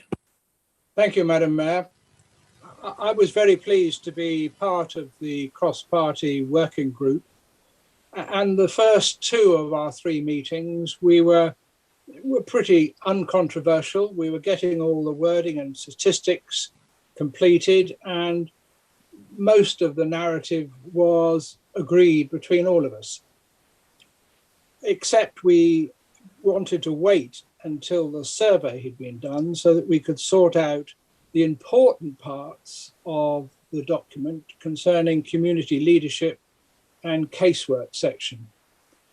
And the results came in from the survey, admittedly 45,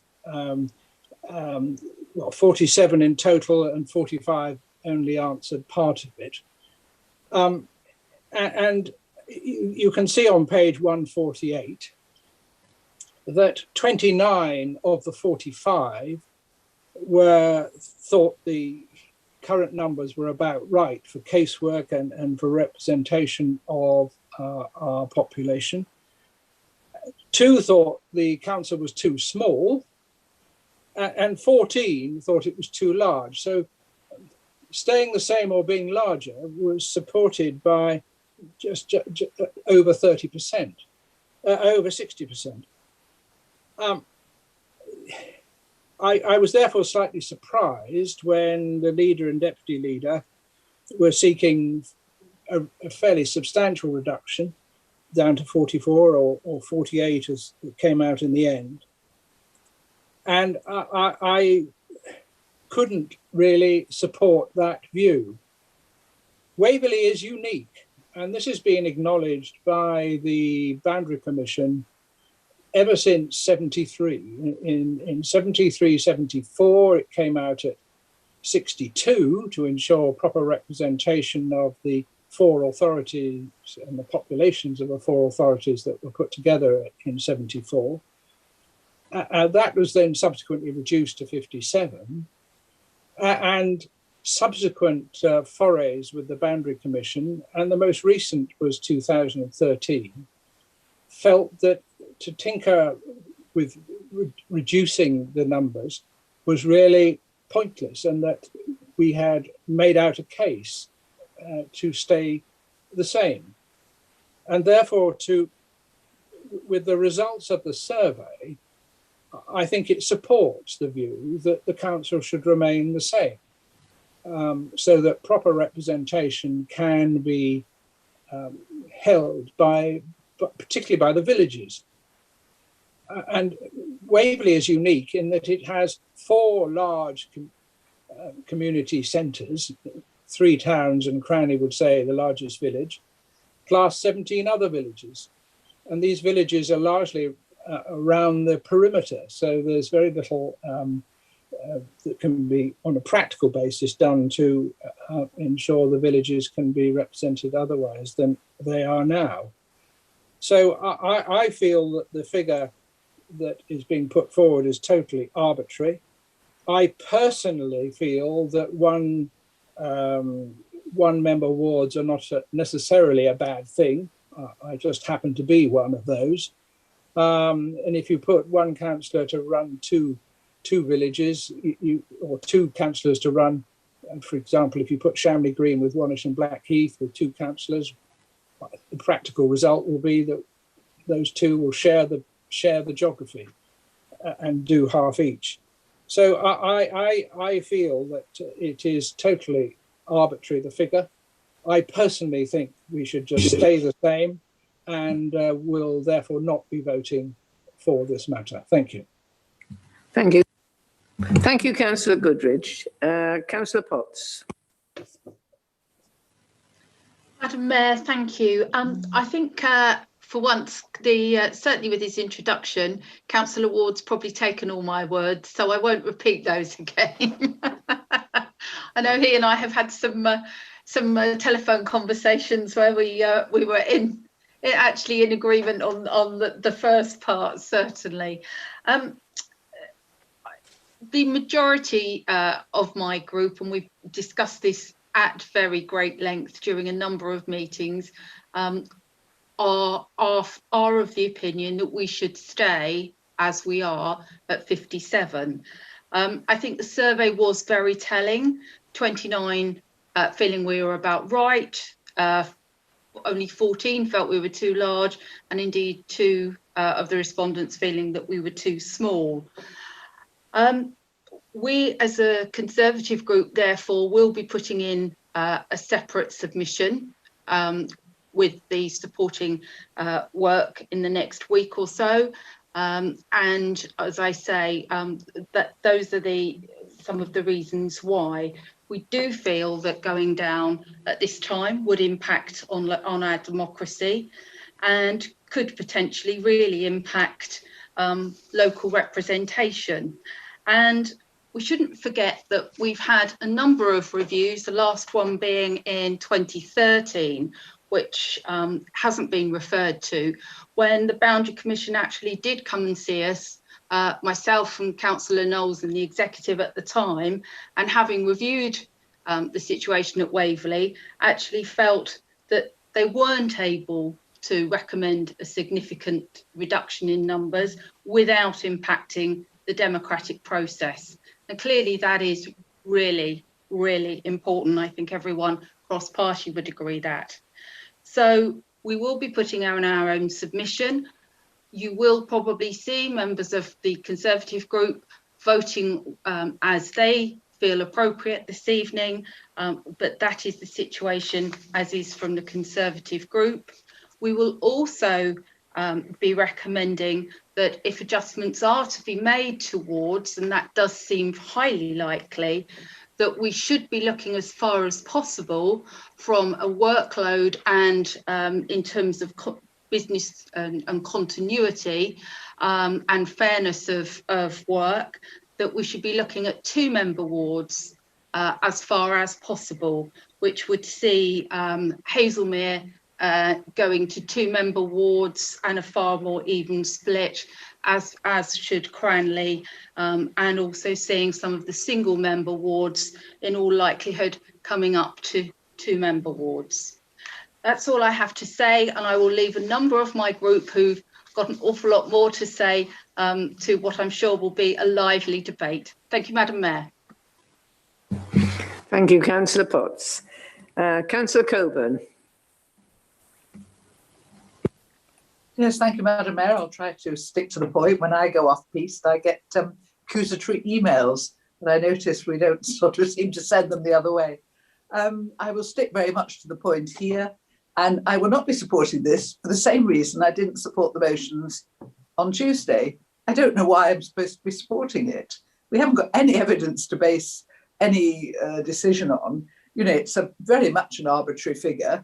Having read the report and seen what everyone said, in a funny way, I mean, I actually believe in the status quo, partly because I think the demand is going to get greater.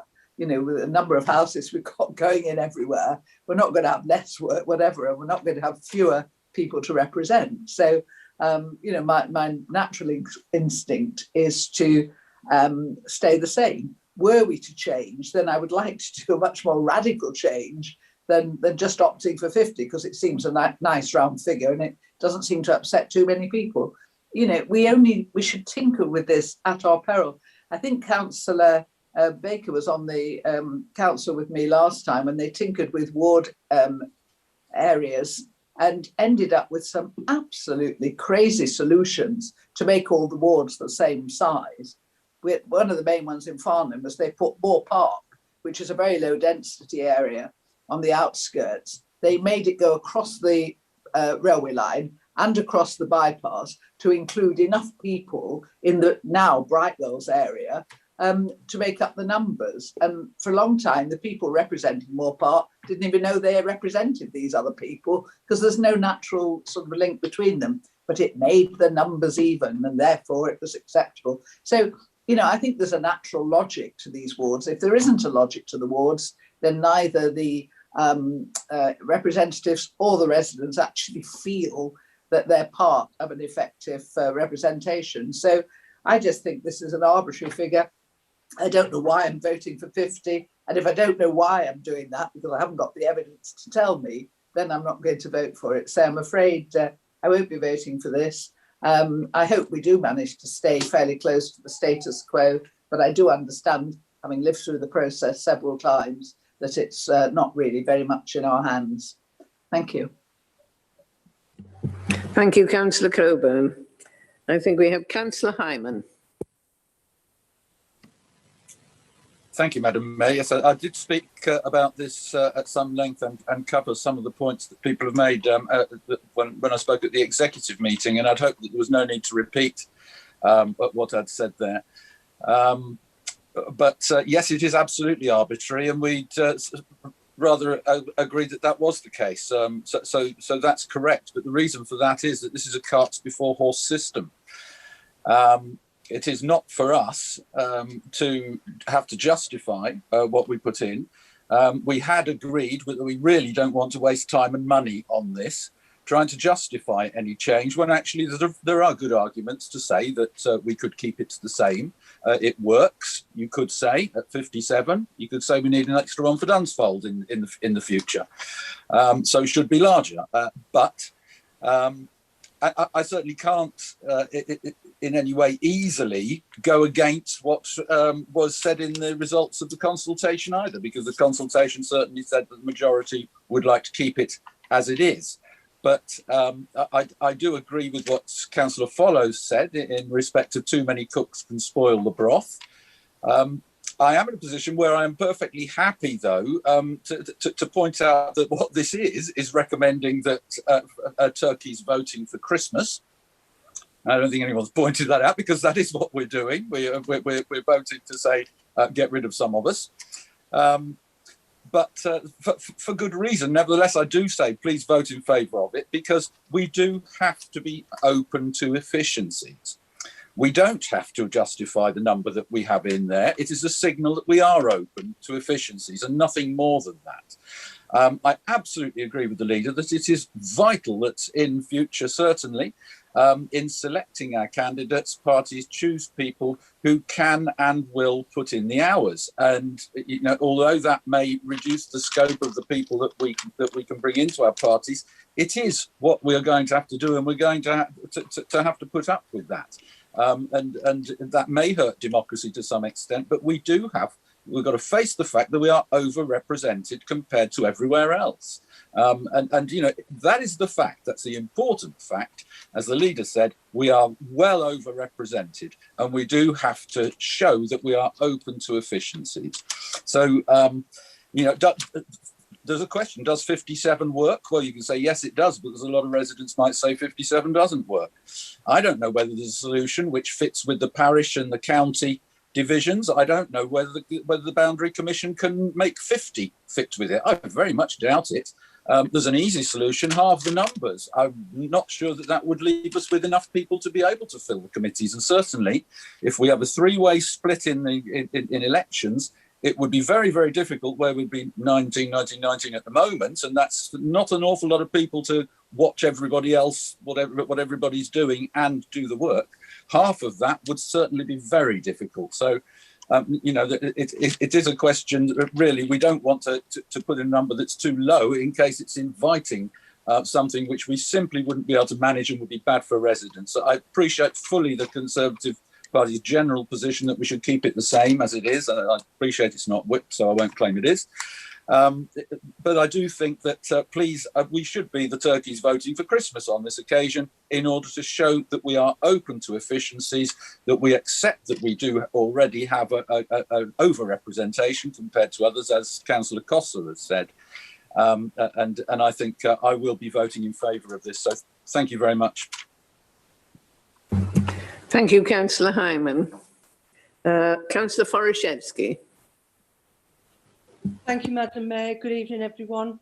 Madam Mayor, I've had the great privilege and pleasure as serving as a councillor for nearly 22 years. And during that time, not a lot has changed.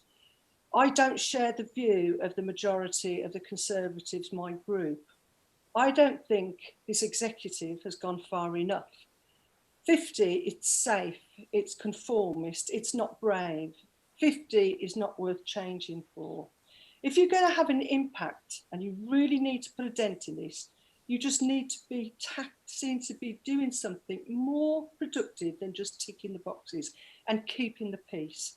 Times have changed, and they have changed since 2013, when the other review was carried out.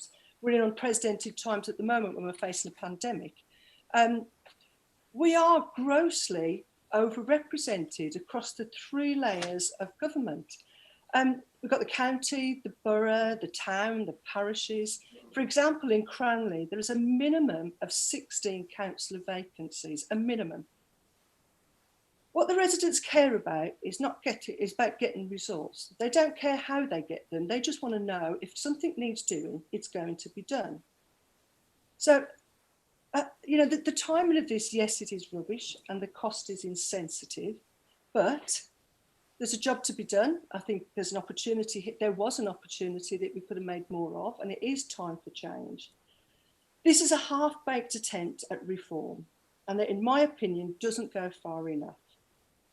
It is time for change. It's about quality rather than quantity. If we're just going to change for the sake of changing, then I really don't think it's quite worth it. I was actually, and I'm going to wait to listen to what the rest of my fellow councillors have to say. I'm a bit on the fence at the moment because I'm minded to support this recommendation, but I'm disappointed that the executive have not taken the bull by the horns and run with this and actually been brave and come up with a figure that is research-based, that's evidence-based, that can actually demonstrate and prove that we can be an effective, efficient council with far less members. I don't mind being a turkey in all of this. I don't mind my seat being reduced if it means that the council is more effective, more efficient, and can run smoothly with less numbers. Bear in mind all the costs that are associated with being a councillor and the duplication in services across the board. Whether we like it or not, reform is going to happen with or without us, because the Boundary Commission will ensure that that happens. They've got a job to do and it's long overdue and it's going to be done. I just wish this executive was brave enough to actually embrace, take the opportunity and come up with a figure that was realistic. My problem in all of this is that we've landed with a figure of 50. 50, in my opinion, is not worth changing for. 48, less, 48 being perhaps an ideal figure, would have been worth actually voting for this with, real gusto. But 50, what we're playing at, you had an opportunity, you could have sold it. Anyway, I'm going to wait for the rest of my colleagues to discuss it, and I shall wait until I've heard more as to whether I vote in favour or against. Madam Mayor, with your indulgence, thank you. Councillor Forashevsky, thank you. Councillor Wilson. Thank you, Madam Mayor. I approach this with a degree of cynicism. I think that we are being asked as a paper exercise, possibly, and at such an inconvenient time. I think the Boundary Commission know exactly what they want to do. And I do like the figure of 50 for one reason. If the figure shown that the Boundary Commission might well go for is 44, then ask for a bit more. That's all you can do. But quite honestly, I think we're a talking shop at the moment on this point. I don't really think they'll listen to us. So I will vote for it because I can see the rationale. But I don't expect them to do what I ask or what you ask. So really, I think we're wasting our time to a degree. Thank you, Madam Mayor. Thank you, Councillor Wilson. Councillor Davidson. Thank you, Councillor Mayor, Madam Mayor. I'm like Councillor Foraszewski, torn and rather painfully on the fence. I agree very much with both her and Councillor Costa's view that we really should be trying to go for a much lower number. At the back of my mind, when I submitted my input to the survey, I had 40 in mind. 44, which is one of the lines on the for the Waverley equivalent, strikes me as being a good target to aim for. I do not accept the argument that just because we got 57, we are working efficiently. I think we do need to be tested. And I also agree with Councillor Williams that one of the difficulties we do have in trying to represent our community is to truly represent the views across the different groups in our community. And that is not necessarily going to be the case with our current first past the post electoral system. However, looking at what is being proposed, I accept the fact that what this review's conclusion is inevitably will lead to is a compromise, and I suspect a compromise that pleases no one. So I really am torn as to whether to accept or to oppose the current proposal. What I would like to see is a reduction, and maybe 50 is all that we can, as a body, recommend. But I don't think that's sufficient. Thank you very much, Madam Mayor. Thank you, Councillor Davidson. Councillor Rosamond. Thank you, Madam Mayor. What I find really disappointing is that not every councillor bothered to fill in the survey. 12 people didn't do all of it, 10 people didn't do all of it, but did some of it. And that to me is a complete insult to our residents, because when you're asked to stand, or when you put your head above the parapet and you are elected, you have a duty to be involved. So I was completely dismayed when I saw that. In terms of democracy, as others have said, it doesn't lie with the number of members, it lies with the job they do. on what they deliver to their residents. Knowing who you are, knowing they can call you is what's important. So you could have 57 brilliant people or 50 brilliant and 7 complete waste of time. And to be not completing a survey, I think is showing you don't put the time in. Then we get on to our role in this. We are only a consultee. What we say won't make a bit of difference. We're just being asked the question. As others have said, the Boundary Commission will do it. They will make up their own mind. One last thing I would say is, before becoming a councillor, I watched the last full council meeting of the last term, and I was absolutely mortified when there was giggling in the chamber about the use of the phrase Chino, apparently councillor here in name only. And that made me more determined than ever to try and make a difference. So we should take this very seriously and not regard it as a tick box exercise. Thank you. Thank you, Councillor Rosman. Councillor Beeman. Yes, thank you very much, Madam Mayor. I find myself also in the same view as Councillor Cotter and Councillor Foraszewski. I don't think we've been ambitious enough. And I just want to ask a simple question, because we're ignoring the fact, aren't we, that government is becoming more centralised, that decision making by local government is becoming less, and therefore we're becoming siphoned in many ways. Now, that may be wrong, but we have to reflect that. And I would like the opportunity to vote on 44 if at all possible. Would that be possible? Thank you.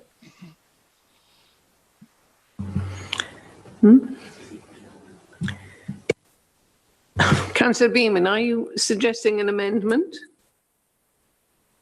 Yes, I'm suggesting an amendment that we should go for 44. Has anyone second me? I would support that.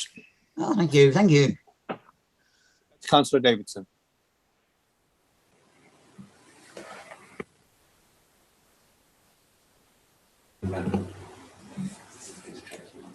Simply to change the number and require officers to retrofit the narrative to support that. It would just mean changing the conclusion. Thank you, Councillor Beeman. Do we now have a debate on the amendment? Madam Mayor, just to clarify, so we have an amendment from Councillor Beeman, seconded by Councillor Davidson, that I believe that the recommendation will change so that the number of 50 in the current recommendation moves to 44. So you would now debate the amendment. Yes. We'd move away from the main debate, we'd debate the amendment, then you would vote on the amendment. If the amendment is carried, then the discussion ends. Just want to check with colleague. Yeah, I'm getting nods, so that's fine. Thank you. We are now debating the amendment that the number be changed to 44. Would Councillor Townsend, do you still wish to speak? Yes, please, Madam Mayor. Thank you. Thank you, Madam Mayor. Sorry, I was waiting for you to say go ahead. Thank you. I'm speaking to the amendment of the change from the number to 50 down to 44 as proposed by Councillor Beeman. And I think, to be honest, I think we're getting hung up on the number. And I really have to say, Councillor Wilson, and Councillor Rosamond are right. This is an indication of whether or not we think our numbers should be reduced. The actual number, as has been stated, will be decided by the Boundary Commission, as will the ward boundaries themselves. It is an indication of whether or not this council feels that the numbers at the moment are too high or too low, and we are indicating, as Councillor Potts submitted herself, there will be a reduction in numbers, and that is what the indication is. The number 50, the Boundary Commission are not going to look at that number and go, okay, let's work around that. They're not. It's an indication. It's not a science.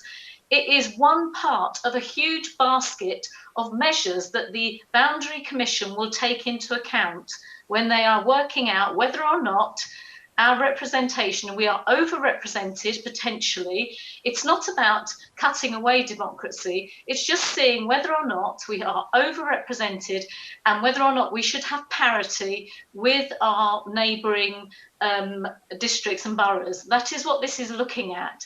And the number 50, you can debate until the cows come home. However, it isn't the number, it is an indication. Thank you, Madam Mayor. Thank you, Councillor Townsend. Councillor Hyman. Well, I thank Councillor Townsend very much for saying exactly what Adam said, other than I would wish to end by saying that I would ask the proposer and seconder if they would seriously consider, for everyone's benefit, withdrawing their amendment. Because otherwise we're going to have to go through, start a series possibly of recorded votes for the reasons that have been given by Councillor Townsend, which largely is pointless. I mean, I think a lot of people also agree with what they're saying, but it isn't about the numbers. It isn't about spending our time picking a number that we can't justify, because you can't justify 44. You can't see whether that fits with the parishes and whether it fits. You know, we've decided we're not going to waste time on this, and I'm a little bit disappointed that we are doing so much this evening, wasting time. You know, a group of people who want to keep it the same have said they'll put in a separate one, and that's very good of them, because it saves us having to fight over that this evening. And I do think that you give serious consideration actually to allowing us just to go to a simple vote on the number that we've got, because it indicates that we are willing to get less, and it's entirely down to the Boundary Commission as to what sort of number they want, and they are the ones who have to do the work to justify it. If you want to start now on a big discussion on how you justify 44 compared to 50, it's arbitrary. We've decided that. We all know it. So please, if we can, I'll add an amendment to the amendment if you want that says, can we just move on and take the vote on the substantive? Thank you. Thank you, Councillor Hyman. Can we have an amendment to an amendment? No. Right. Councillor Corser. Thank you very much, Madam Mayor. First of all, can I just respond to Councillor Hyman? I don't think we've agreed what you've suggested. That may be your view, but there have been a number of views expressed during the debate, and I don't actually share necessarily the point that's being made by most recently Councillor Townsend, but by others, that nobody's actually going to listen to us and this is all a waste of time. I've been involved in a number of boundary reviews in different places, and I also remember the briefing that we had and a number of us went to with officers of the Boundary Commission. If you actually look at some of the outcomes of boundary reviews, it is often the case that the Boundary Commission welcome and give significant weight to an agreed proposal from the local authority under review. It is not the case that they simply do it as a matter of form and they just get on and do their own thing. They said that at our briefing, and I think there was evidence out there to show that that is actually the case. As far as the amendment's concerned, I'm going to listen to what other colleagues have got to say. But if people do want to take the view that all we're really doing is sending them a message, well, if we put in a lower number, I think we send them a stronger message, a message that we are actually prepared to look more seriously and radically at a proper proposal to reduce the numbers in the council to more sensible areas. So I hope we can look seriously at this amendment and then send, as I say, a stronger message to the Boundary Commission. Thank you very much, Madam Chair. Right. Councillor Mulliner. Thank you, Madam Mayor. I was going to speak on the main motion, but I think this is actually one which makes the point I wanted to make a little stronger. I listened to Councillor Williams with great interest. One of the problems with proportional representation is that it can lead to less linkage between the people on the slate who get basically elected and their residents. Certainly, I felt far less connection with my MEP with anyone else.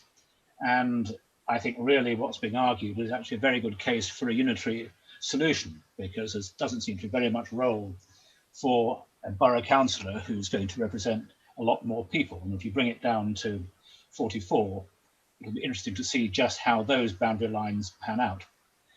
My feeling is that I agree with those who say 50 is something of a fudge. My own feeling is that the 2013 news, which I didn't know about until relatively recently, is actually highly significant. The fact that the Boundary Commission looked at us within very close living memory and felt there wasn't much you could do in Waverley's case is interesting. I think it also means I would have liked to have spent more time going into the figures which Councillor Ward referred to in his opening statement, and just to make sure that we're not being blinded by pure numbers and the texture of the various boroughs is as uniform as is implied by saying, well, if this is what the numbers say, we should be on a par with them. So I certainly don't support the amendment, but I look forward to hearing other views. Thank you, Madam Mayor. Right, thank you, Councillor Mulliner. Councillor Follows. Thank you, Madam Mayor, and Councillor Mulliner, I absolutely agree with you about unitaries. I just don't want the one that Surrey was offering. And if someone allowed us to form a greater Southwest Surrey out of Guildford, Waverley and Mole Valley, I would jump at the chance for some genuine reform that might actually be meaningful. However, quite literally none of that is on the table, unfortunately. Councillor Townsend and Councillor Hyman, in my view, are absolutely correct. I mean, I don't very often agree 100% with Councillor Hyman, and he and I both know that by this point. But he's absolutely right. This whole thing is completely arbitrary, and we could sit here having a debate on 50, 48, 44. We'd all be scrambling around for reasons to justify any particular number. And at that point, each arbitrary number in its own right becomes even more arbitrary against any other number that somebody else suggests. So from my point of view, I would propose that we move this amendment to a close and go back to the main motion. Thank you very much, Madam Mayor. Thank you, Councillor Follows. Councillor Ward. Thank you, Madam Mayor. Well, with grand sense of timing, the proposer and seconder, of course, have picked my favourite number and given me a dilemma. But I don't find fences too comfortable, so I suppose I'll pop down on one side or the other. There's been a couple of points made about the validity of the numbers. And there are two things which I was going to say in the summing up, but I'll come out with now. I very largely agree with what Councillors Townsend and Hyman have said. We have this difficult decision of, are we going to do a huge amount of work? Are we going to put in a whole heap of officer time? Are we going to employ consultants? Are we going to do a borough-wide survey in order to come up with a number which the Boundary Commission is at a complete liberty, whatever they feel, is at a complete liberty to ignore? And in one of our earlier debates, Councillor Knowles, I remember, came up with the very, very strong comment, this is not something we should be spending a bundle of money on. And I totally agree with that view. We have tried to do this at a time when we don't want this action to take place, when we have far better things to do with our officer time. We've tried to do this with the minimal cost. And hence, yes, we've come up with a number that we don't have 40 pages of statistics and research to back up. And I'm not at all sorry about that. I think it's time we got real. We are asking really quite simply on one side of the House for a reduction in the number of councillors, and there will be considerable debate with the Boundary Commission about exactly what the number is. And the other side of the House prefers to stay as it is. That's fine. That's not a problem. And we can go forward amicably with two submissions. But should it be 44? Should it be 45? We've had this argument endlessly in the back rooms. What I would like council to take forward is a recommendation that we reduce the numbers. But unfortunately, we have to give the Electoral Commission a figure. And 50 is a figure in which I sincerely hope we can get a majority in the council to support. I very much doubt if it will end up being the figure, but I think the Boundary Commission will see that there is a willingness on one side to reduce the numbers. I was going to say it at the end, but I'll say it now to support. No, and the 2013 Boundary Commission has been raised by a number of people. I actually decided not to talk about it, but although it agreed with the number 57 in the end, what no one who's raised it before has actually told us in all openness is that the number of 45 was being thrown around quite a lot in 2013. So, Councillor Beeman, you're awfully close to one of the numbers that was being given very deep consideration pretty well 20 years ago, no, 18 years ago.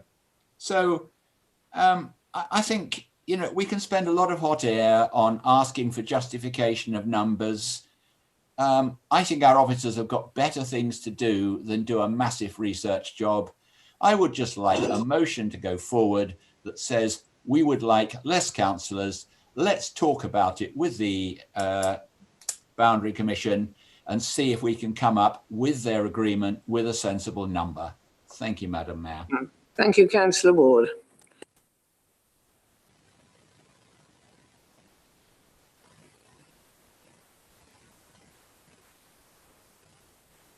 Sorry, Councillor Davidson.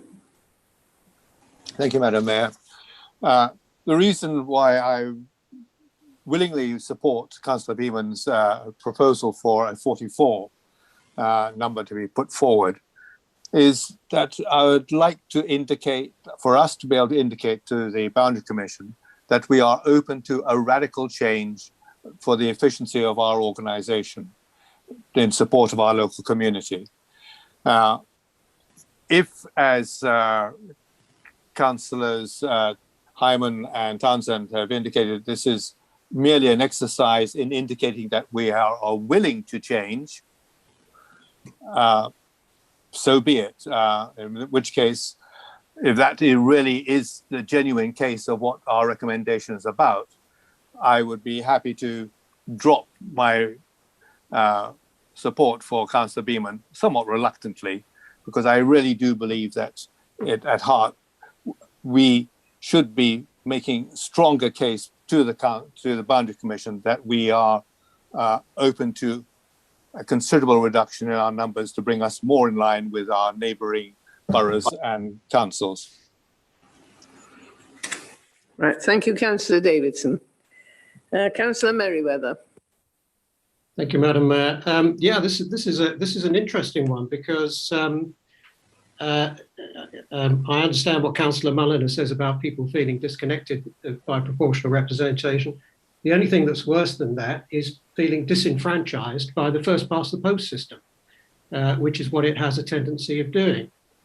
So if you look at the results of the preference vote, yes, 53% of those who voted think that we should stay the same or be larger.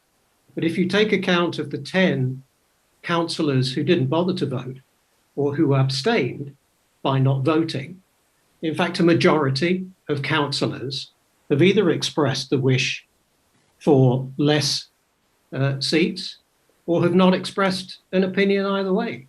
So the majority of councillors are not in favour explicitly of staying the same size or getting larger. So the democratic view of this council must be to get smaller. It must be because that's the outcome of the discussion. So I'm in favour of a smaller council. I think this fetishization of numbers is a shame, and I'm happy to compromise at 50 because that's what compromise is all about. Thank you. Thank you, Councillor Merriweather. Councillor Martin. Thank you, Madam Mayor. Well, Madam Mayor, assuming that there is a continued life for Waverley Borough Council, then I have to say I'm in support of keeping the status quo of 57 members. So I'm not content with this amendment or with the original proposition. Successive commissions have, over the last 50 years, and there have been at least 4, if not 5 of them, have found that number has been a good number. And as recently as 2013, that was looked at and agreed on. And the argument for 57 has been made, in my view, very clearly by Councillor Goodrich, namely with proper representation for the villages and balancing representation between towns and villages and so forth. And I believe in those arguments and am content to go with the existing numbers. People argue a lot about being more efficient. I have to say I really don't buy 7 fewer members creating lots of efficiency. Indeed, you could advance an argument that there will be less and poorer representation by members on planning committees, for instance, and on scrutiny committees. And I think that would be a great sadness. So I have to say I support the status quo. There is another factor, though, and the leader has touched upon it twice now in the case of of impending unitaries, and I think that it seems to me that unitaries are coming. And of course, it won't be just the boroughs and districts that will be abolished. The county council will be abolished and replaced with an entirely different beast called a unitary council, or maybe it will be unitary councils. It does seem to me that unitaries are on their way, and it does seem to me that if we're talking about efficiency and costs, then it seems very strange to be talking now about making significant change to the borough and incurring significant cost in the process, only to be followed in a very short order of time by yet further radical change with unitary councils or a council just around the corner. And it seems to me that we should avoid that cost and that confusion and that double upheaval that then would be caused, which seems to me another reason to, for the moment, I think the holding to 57 is a good number anyway. But I think if we were to be expecting unitaries, and I think we are, then to have a double whammy of cost, confusion and upheaval seems to me not a good idea. And therefore, for both of those reasons, I support staying with 57. And finally, Madam Chairman, I do hope that all members will feel that they can vote as they wish. There's been a great deal of talk at the last meeting about the Conservatives being whipped. It would seem to me very appropriate if nobody was whipped and that all members should express their own opinion freely. Thank you very much. Thank you, Councillor Martin. We have Councillor Adams.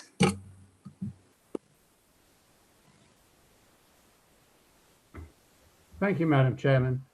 I mean, I think the Boundary Commission is asking for 2 incompatible things. In the first place, they're right now asking us to give them a number. And then in a little while, they're then saying, well, how do you balance up all the remaining councillors into different, with the same number of constituents?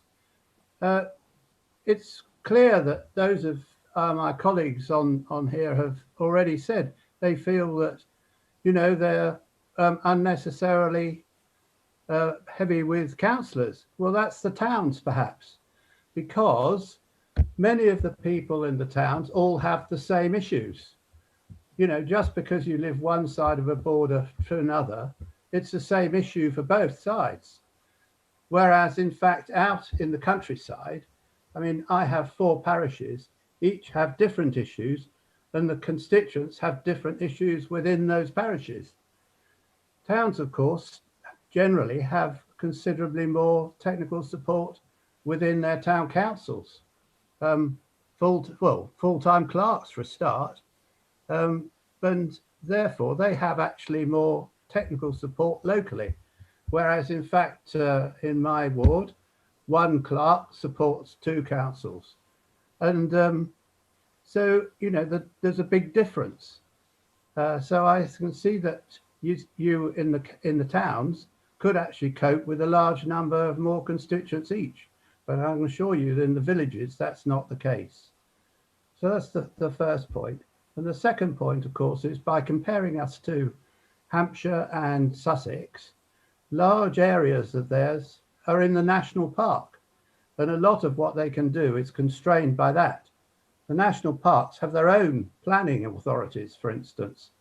So none of those councils have to do any planning work for the national parks. So it makes a big difference if you're not having to do planning work for half your area. Those are the points I'd like to make. And I think that at the moment, as Councillor Martin has just said, it'd be very foolish to change the number. Thank you. Thank you, Councillor Adams. Councillor MacLeod. Thank you, Madam Mayor. I happen to represent Moore Park, the ward referred to by Councillor Coburn as being creating a bit of a problem in Farnham. It's split in two by the bypass, by the railway line, by the river, and the two parts of the ward have got little in common. So if you reorganise the wards in Farnham and you want to get rid of the one, you'd almost certainly get rid of Moore Park and distribute parts in different directions. But despite that, I actually find it very difficult to get bothered or even all that interested in this reorganisation for reasons expressed by Councillor Martin. I don't think any of this is actually going to happen. The next Waverley elections are 2 years and 3 months away. Before that happens, there'll almost certainly be some form of unitarisation come along. And you can spend a long time arguing about whether we should have more, less, or stay at the same. But I think it's pretty irrelevant. In terms of if people have different opinions about it, I think the council is obliged to put in some sort of opinion, and probably the consensus says it should be a bit lower, and 50 maybe it is a bit of a fudge, but it probably represents as near to as a consensus as you're going to get. But if other people think differently, people think it should be 44, it should stay the same, or it should be increased, they should all submit their own representations to the Commission. In fact, the more the better. We might as well confuse them as far as possible by giving them as many different arrangements they can think about, and then they might not get around to doing anything before the next elections. I don't think that is what will actually happen. They will do something because that's what they're paid to do. But people have different opinions. They should submit their own opinions, and if the council's got to say something, I think the 50 is as good a number. We've had people look at it, that's what they've come up with, is something like a consensus, so that's why I would support that. Well, I'm not in the slightest bothered about it. I don't think any of it's going to happen. I do agree with Councillor Forrest-Chesky that we have too many councillors, but the answer to that is actually local government reorganisation and probably the production of something like 3 unitaries in Surrey. That's what I think should happen. That's what I think probably will happen, and most of this is completely irrelevant. So give them as many options as you like, just to keep them busy, and hope they do nothing. Thank you, Madam Mayor. Thank you, Councillor MacLeod. Councillor Forrest-Chesky. Oh, thank you, Madam Mayor. I'm speaking to the amendment, so I'm going to be brief. The survey could almost be deemed as non-conclusive for some of the reasons it's already been mentioned here this evening. And I was pleased to hear the leader simplify and make it clear why that number 50 was come to. We know it's in the survey, but as I say, that can be deemed from an outsider's point of view, reading this document as a resident, as being non-conclusive. Councillor Townsend talked about it was just an indicative figure. Well, yes, it is just an indicative figure, but at the end of the day, I think the recommendation could have been simplified to actually put the simple word in to say 50 councillors or less, and then we wouldn't perhaps be having this discussion about numbers, because then it would have proven that we were looking at a figure with less perhaps as an option, which showing that we were thinking about the future of the council. So I'm minded to applaud Councillor Beeman for coming up with that figure, but I think if we made that recommendation a little bit more robust to suggest that we would consider less, then I think that would answer a wide variety of councillors' concerns. Thank you once again, Madam Mayor. Thank you, Councillor Forashevsky. Councillor Knowles? Thank you, Madam Mayor. This has all been very interesting, and I don't strongly disagree with anybody. And thank you, Councillor MacLeod, because you just made us laugh. Well, it certainly made me laugh, but I agree with much that you said. One thing that surprised me was that Councillor Merriweather seemed to somehow make 31 councillors, the 29 who thought it was right and the 2 too small, that's 31, being less than half. With only 57, my maths gives 31 as well over half. So I'm not quite sure how the finance portfolio holder got to that figure, which is rather surprising. Just generally, yes, the Boundary Commission will do what it likes. I don't know how many of you know the Commission for Parliamentary Seats recommendation, the most recent one. And those of you know the roundabout on the A3 at Milford, that would be in Woking constituency under their current proposals. So we have to be very aware in what we go forward with. If we go with a low number, you'll suddenly find Cranley being part of Farncombe, just to make the figures meet. So I would caution on members. And as Councillor Adams has said, Chichester, of course, virtually all in the South Down National Park, doesn't do any planning hardly at all. And then a mention was made of the savings. Well, the savings on councillors' allowance, that's interesting, because Guildford's allowance is £2,500 per member higher than us. So perhaps when you go down in numbers, they expect a higher allowance for doing the same thing. So I wouldn't make any assumptions there either. And as for all these parish councillors, why aren't they being reduced at the same time? Because look at the parish's statutory duty. Has one duty under the Allotments Act, I think about 1885, to provide allotment gardens. And they commit an offence if they don't, actually. And that is all. So to say, oh, all these duties will be taken, we're helped by parish councillors, they have no input to planning or licensing or environmental health or providing housing. So that is rather disingenuous. I would be worried about going to 44 because, as somebody said earlier, the Boundary Commission would look to go further, and which bits of the borough would be joined up and give no representation locally whatsoever. I am horrified to think, and I shall not be supporting the amendment. Thank you, Madam Mayor. Thank you, Councillor Knowles. Councillor Beeman.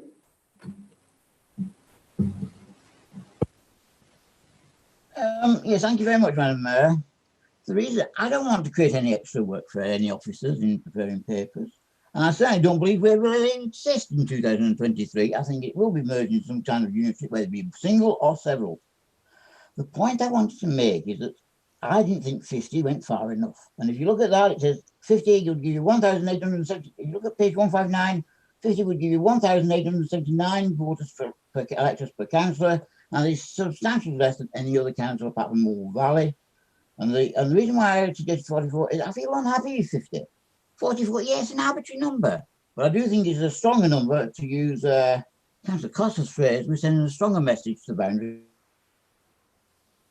Therefore, I would like just to have a vote on that. If that loses, then I'll support 50.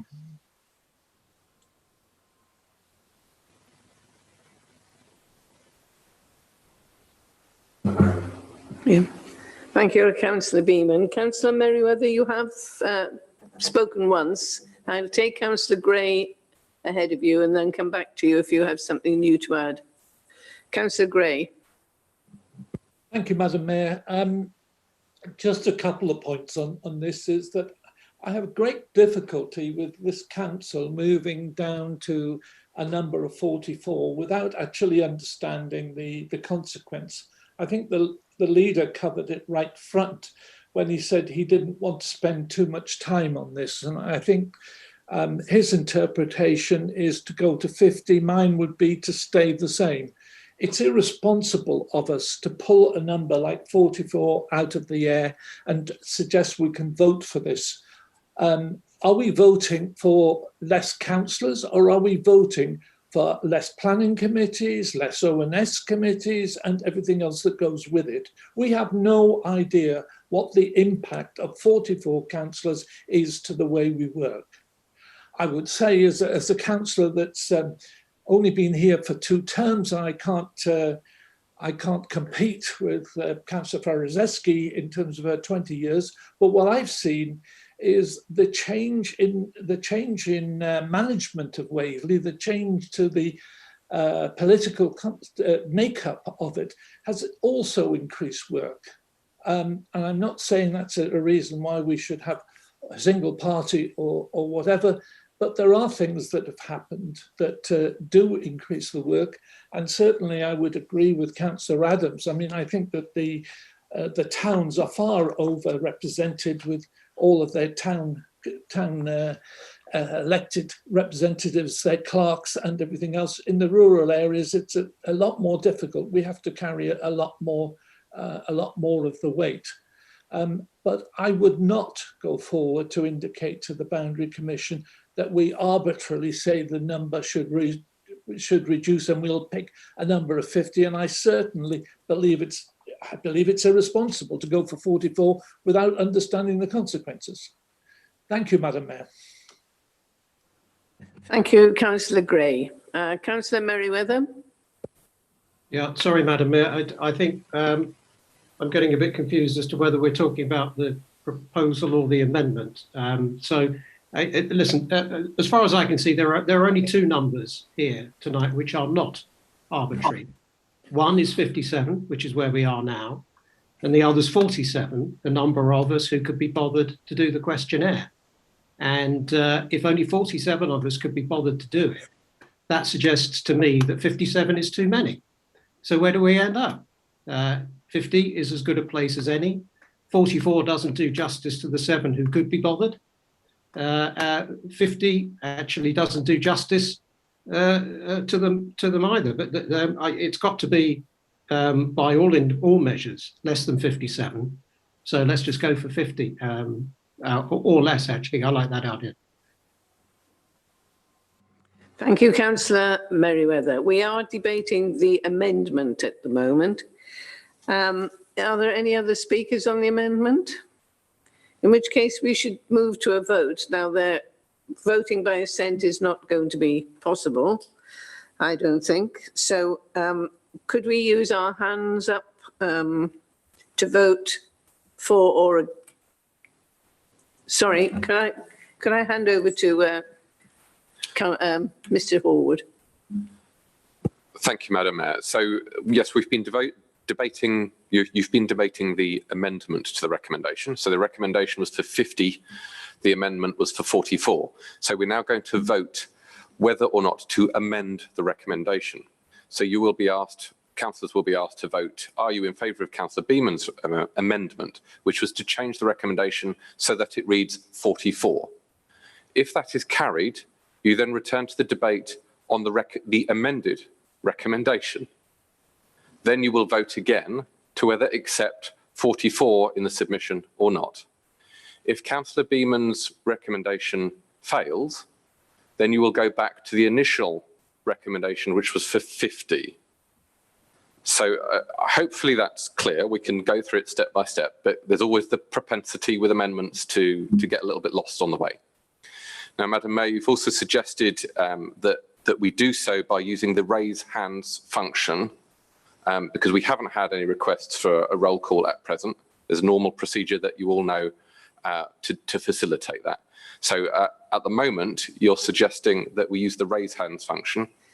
So I suggest you ask for those in favour of Councillor Beamon's amendment to indicate with raise hands. Then you ask for those against. Each time allow Ms. Cameron to say that she's ready for the next one, and then you ask for amendment for abstentions.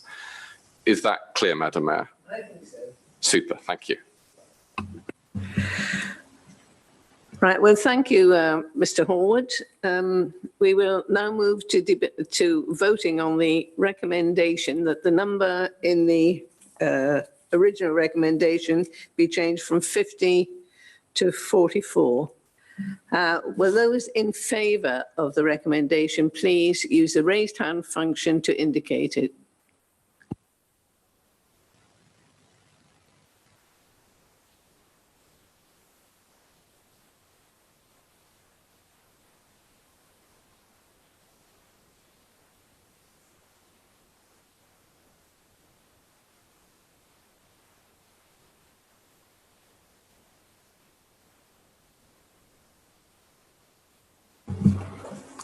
Right, that is 7-4.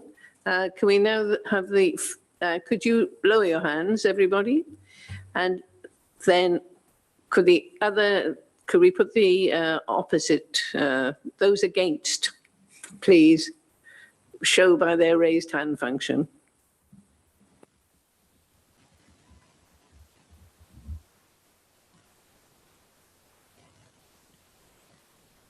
I'm looking against.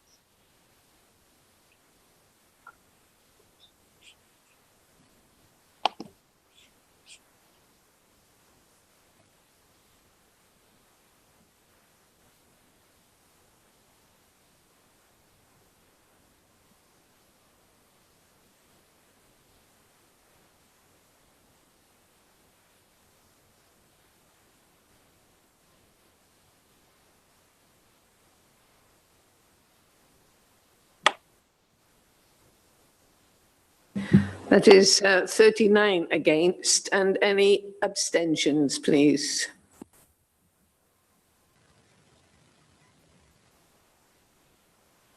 If you would all lower your hands and now have those abstentions, please. These are the abstentions. I think so, yeah.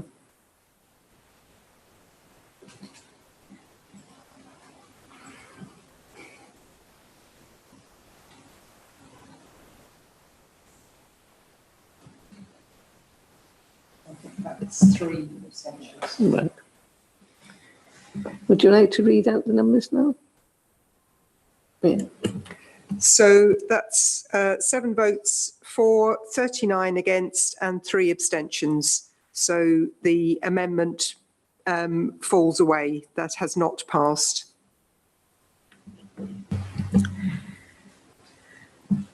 Okay. Right, we now return to the original recommendation, which is as written, with the proposed council size from May 2023 of 50 councillors. So will those in favour please raise your hand? Madam Mayor, with great respect, I think I get a chance to sum up. Madam Mayor, just to confirm, if any member wants to debate, to speak on the original amendment, they still have the option to do so before the leader sums up. Everybody hands down again. With anybody who wishes to speak on the original motion who didn't have the chance to do so before, could you raise your hands? Just Christine. Right, Councillor Baker.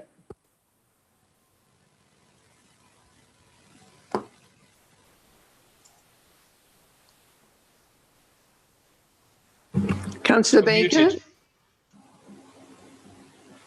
Oh, she is muted. I'm Right. so sorry. I think you can hear me now.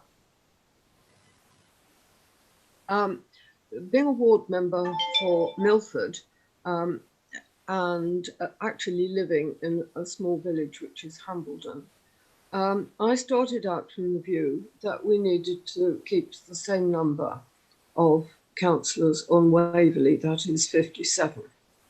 I have now changed my mind. I haven't been whipped. I've listened to the debate, and I have to say I share others' regrets about the actual process we have to go through and the timing, but I am persuaded by the fact that we are very much out of line with neighbours which do not have national parks. And I also take the point that the council should work more efficiently. There are, I believe, too many members on too many committees. I think that we could get the right results for our residents if we were slimmed down. I think that there would still be the right measure of representation from towns and villages if we did that. And so I am going to vote in favour of 50 members for Waverley Council. Thank you, Madam Mayor.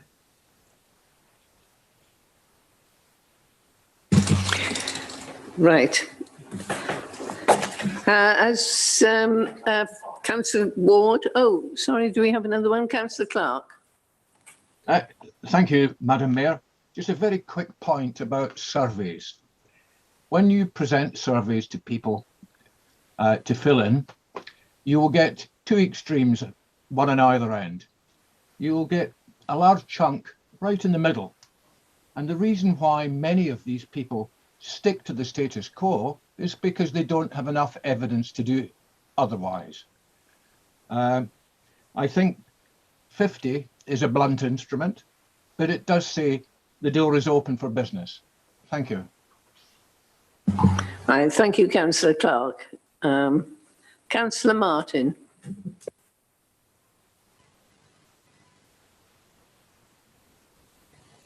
Thank you, Madam Chairman. Well, I have also listened to the debate with great interest, and I have to say that I am sticking with the status quo and sticking with 57 for the reasons that I outlined in my points with concerning the amendment. I think this is the wrong time to be making such changes, substantial change. People talk about efficiency and saving money. We are in danger of spending a very large amount of money over this change. And then spending another large amount of money when we come to unitaries. And I think that's a mistake. But I think if we are to stay as is, even on the long term, then I think it's better we stay at 57 for all of the reasons that we've outlined. And I have not been convinced that we should move otherwise. Thank you.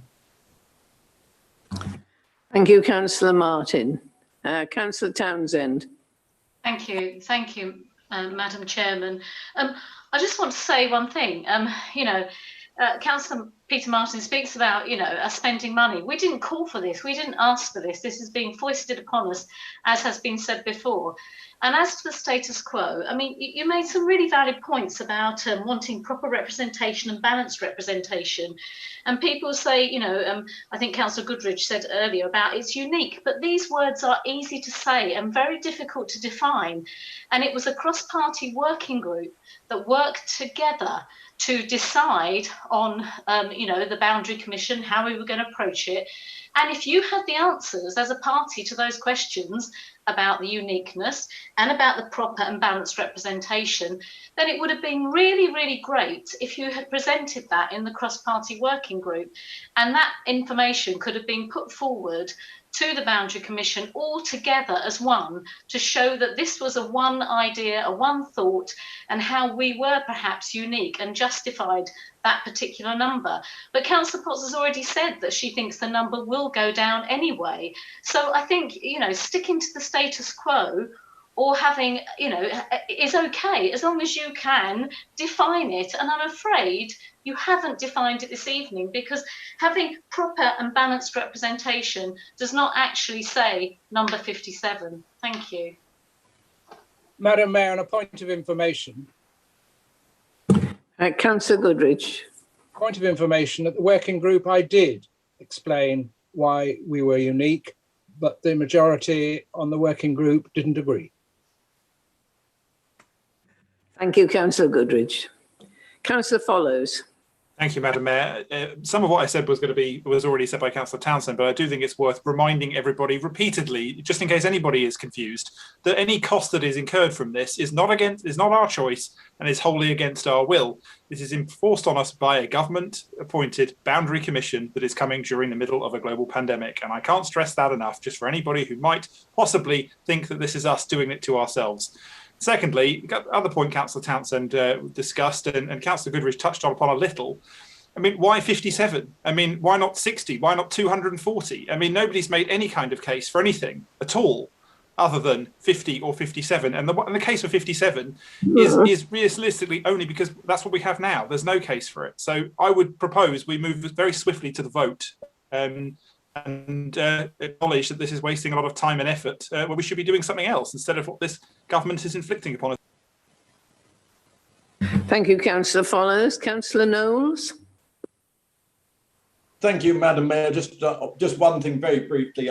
Earlier, I think it's the leader, but whoever, it wasn't, I apologise, mentioned 2013 and the number of 45 being thrown about. Indeed, it was my administration asked them to come in and start and gave a number. And it was them who said to us, don't be ridiculous, you can't go that low. Or you'll only be able to save 3 or 4. And we recommend you don't because it'll be a waste of money. And a number of us that were on the authority at that time clearly remember that conversation. So actually we asked them to come at that time and they basically said, don't be stupid. Thank you, Councillor Knowles. Do we have any other speakers? No. Councillor Ward, would you like to sum up? Yes, delighted, Madam Mayor. I've been taking a lot of notes and to quote a television programme with which most of you may well be familiar, these may well be in no particular order. Waverley is unique. Waverley is lovely. Waverley is where we all like to live, and yes, we love it. But throughout this conversation and many weeks of debate, nobody has satisfactorily answered the question, why is Waverley so different? Councillor Goodrich comes nearest with basically a very personal view of his one member ward in which he advocates staying where we are. And someone, I honestly forget who it was, seemed to think that the 2 sentences about Councillor Goodrich's ward were the Holy Grail, the evidence that we should stay where we are, and that everything else was not much use. And none of us have on this council worked with less than 57. Some, just a few who've been around longer than me, and there aren't many, have had more than 57 for a short space. So yes, I understand fear of the unknown. I understand that when you have a comfy pair of slippers and you sit down by the television and your son-in-law wants to buy you a new pair that are all shiny but a bit stiff, you naturally want to stay with the status quo. However, I firmly believe we are overrepresented. I think the table that I put up is unarguable, that we are miles out of touch with all the very countrified areas around us. We come to costs. And someone, I think it was Councillor Coburn, said we shouldn't tinker. The Boundary Commission are going to tinker whether we like it or not. And those tinkerings will create the costs.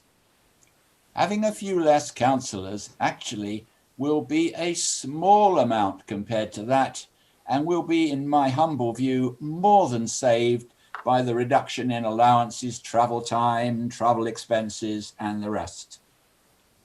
I stick firmly with my view that we do have some councillors who many of us feel could pull their weight just a tad more than others, and that will be cured by really having no paper councillors up for election and people focusing on the councillors and the quality. Waverley not unique. Christmas, yeah, I'm certainly voting for Christmas. The number, as I said earlier when we were talking about the amendment, we need to say to the Boundary Commission, yes, we'd like less. And we will then discuss with them what that less means. And as I think possibly Councillor Follows, but someone else said, you know, we're spending an awful lot of time hacking around about individual numbers. I mean, if they didn't force us to put a number on that wretched sheet, we could have done this in 10 minutes. We could have said X councillors would like to stay the same, Y councillors would like it smaller, thank you very much, done. But we're spending all our time on these wretched numbers. It's a waste of everybody's effort.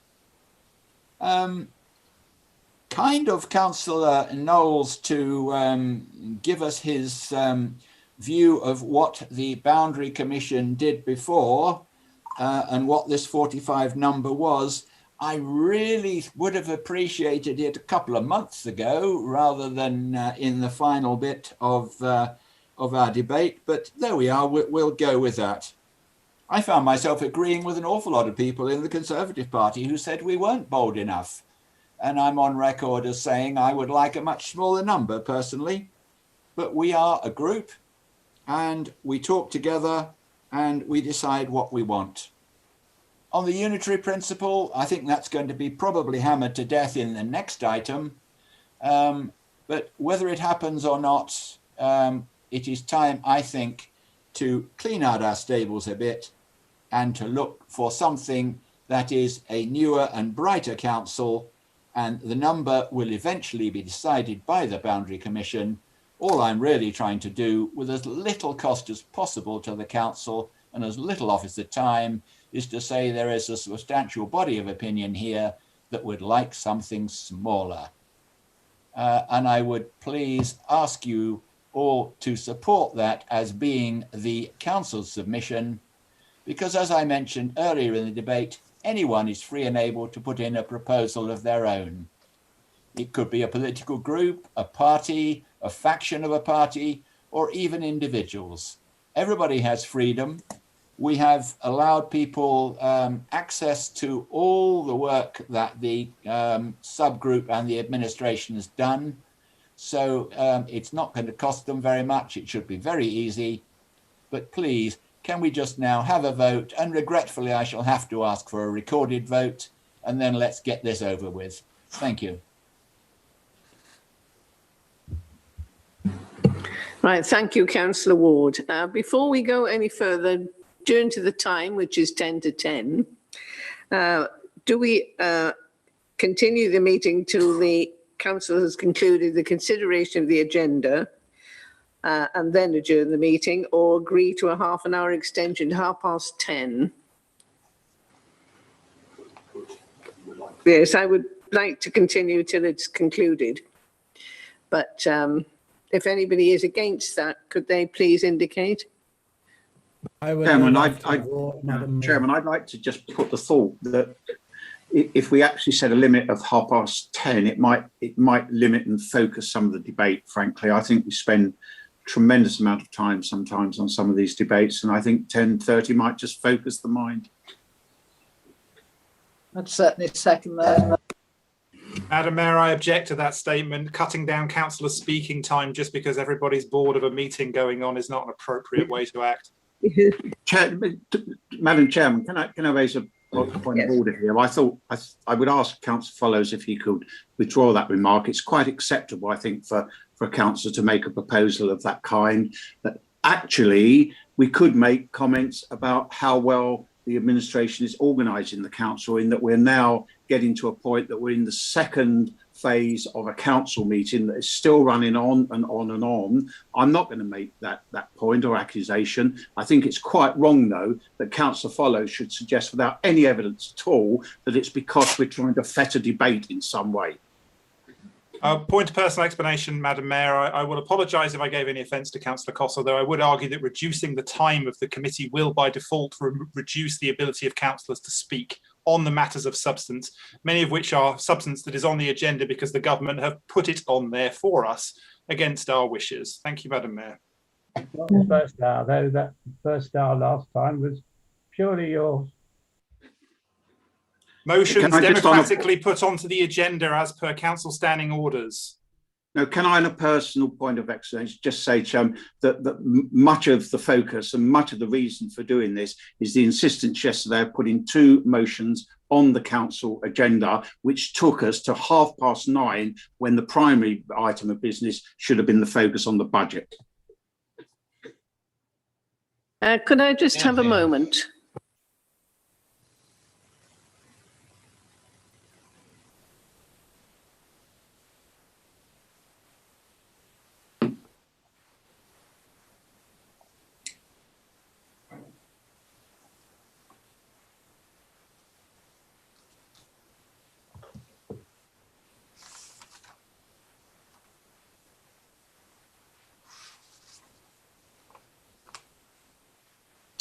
Hello, Munchkin.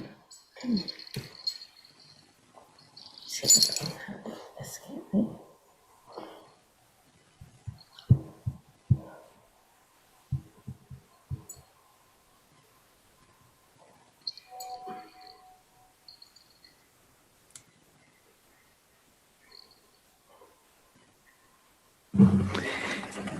Right. My particular stand on this is that I would like to continue until this is finished, because otherwise well, we'll have to adjourn to the next council meeting, which isn't until April. So I would like to put that the meeting continues until the business is concluded. How many? Madam, I would totally support you, Madam Mayor. Madam Mayor, I've had it a long time. I think it's patently obvious that we are not going to be able to get through the business this evening. There isn't even enough time to introduce each of the items that we've got left by 10:30, certainly. And nobody would have any time to be able to speak, and there's lots of us. So is the statements that you have made, with the greatest respect, is it true that we would have to delay the rest of the budget and the rest of the agenda until April? Could we not have another meeting? I know I don't want to, but I think that we've got no choice but to have another meeting next week, perhaps move away replace an ONS meeting or whatever, if there's not much on an agenda for that. But I really can't see how it is practical to continue this evening past 10:30 or 11:15 or whatever. I mean, we could cover the next item tonight, I'm sure, but I don't see how we can cover the rest of the items on the agenda and all of us be compos mentis and make proper decisions. So you know, I myself would say, although I don't want to, we're here as councillors with business to do, and I think we should be doing it properly. And I agree with people who say that this perhaps should be organised better, but I fully accept that it's not a, you know, the agenda is what it is in front of us, and we've got to do it, and we've got to go through it at some point. But we can't do it all tonight. That's my own personal view. Thanks. Mr. Taylor, could you explain to us what happens if we don't manage to continue until the end? If we reach 10:30 or whatever we decide to go to, and then the meeting agenda is not finished.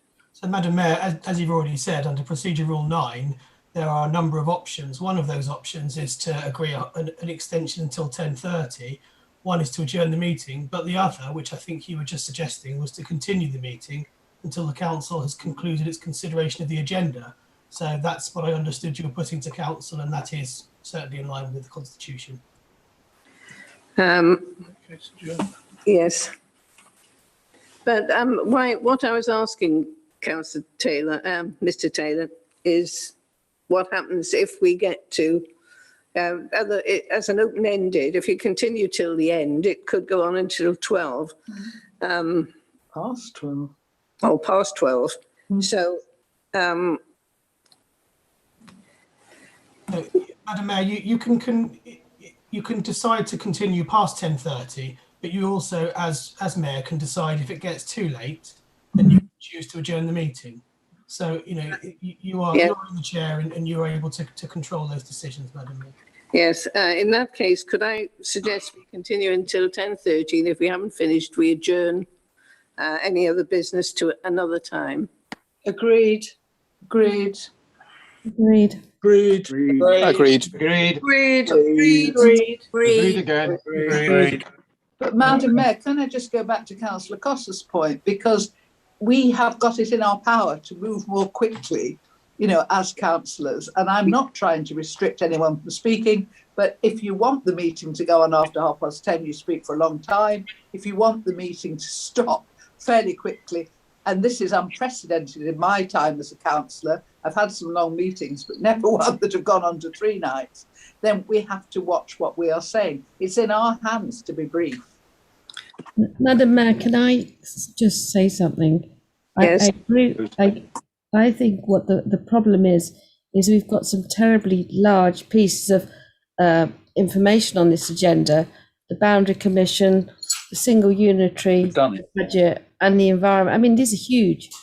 Can I just say, you know, this is a time of COVID where we're all suffering in different ways, although there is light at the end of the tunnel now. So can I just say, let's be kind to ourselves and to each other. And let's just say there's going to be a 3rd meeting, and that's fine. And let's not kill ourselves, because I've got an 8 o'clock meeting tomorrow morning, and I'm sure everybody else has. And I'd like to be functional then as well, if possible. Yeah. Anyway, be kind, people. Let's be kind to ourselves and to each other. Thank you. Madam Mayor, of order. Councillor Wilson? Is there an urgency in the appointment of a deputy electoral registration officer? Hold on a moment. Item 11. Don't really need any debate on that, do we, Councillor? No.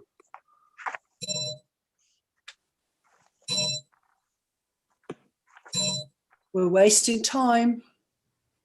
And my apologies, Madam Mayor, we're still to resolve the vote from the current issue. Yes. Yes.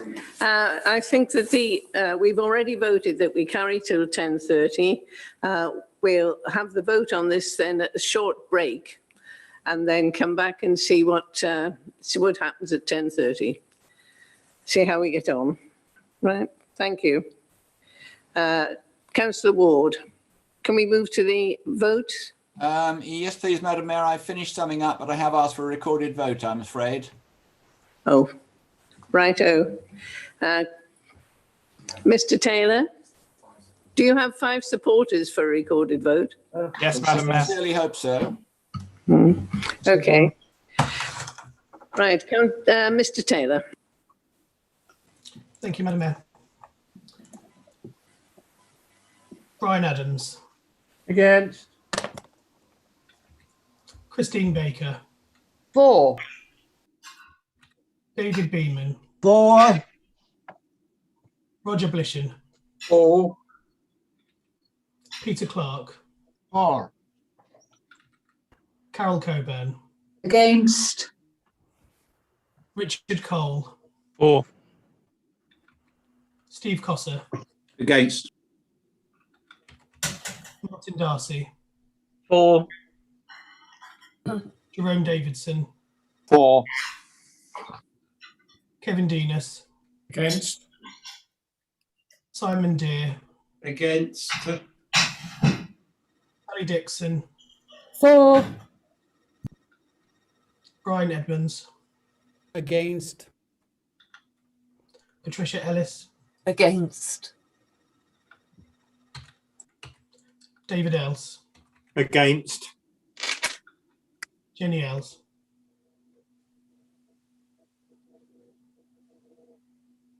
Against.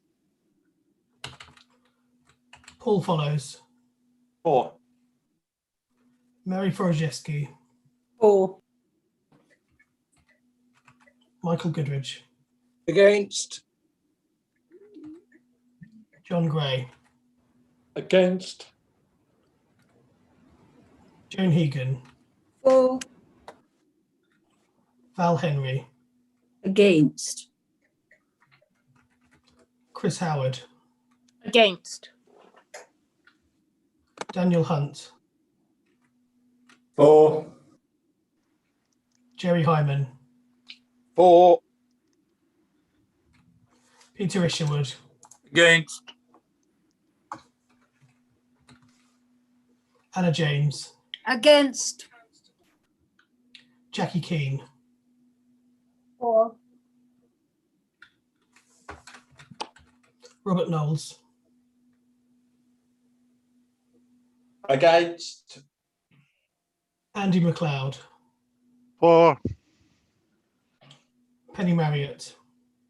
For. Peter Marriott. For. Peter Martin. Against. Mark Merriweather. For.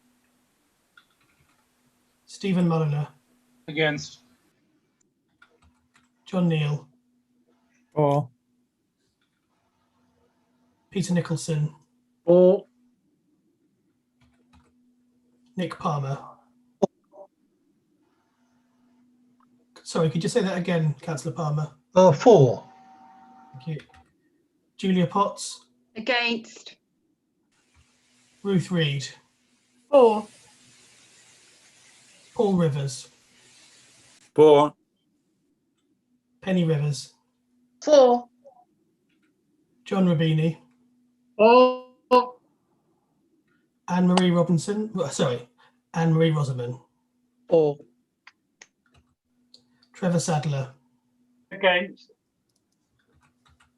Liz Townsend. For. John Ward. For. Michaela Wicks. Against. Steve Williams. For.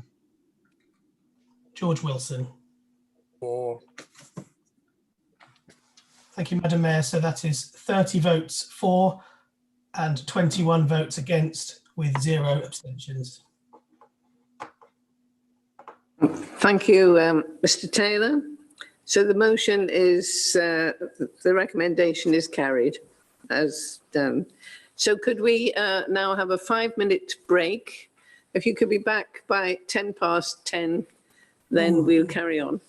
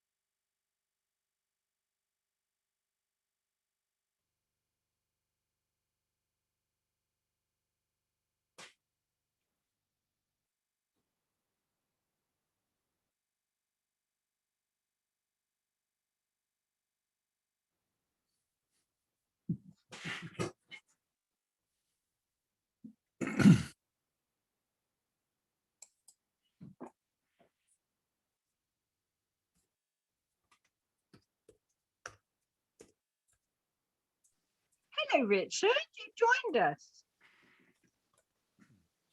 Yes, I'm just trying to determine whether it's acceptable, having given my apologies. But if you're happy, if it's acceptable for me to join in, then I'm quite happy to participate in the next item.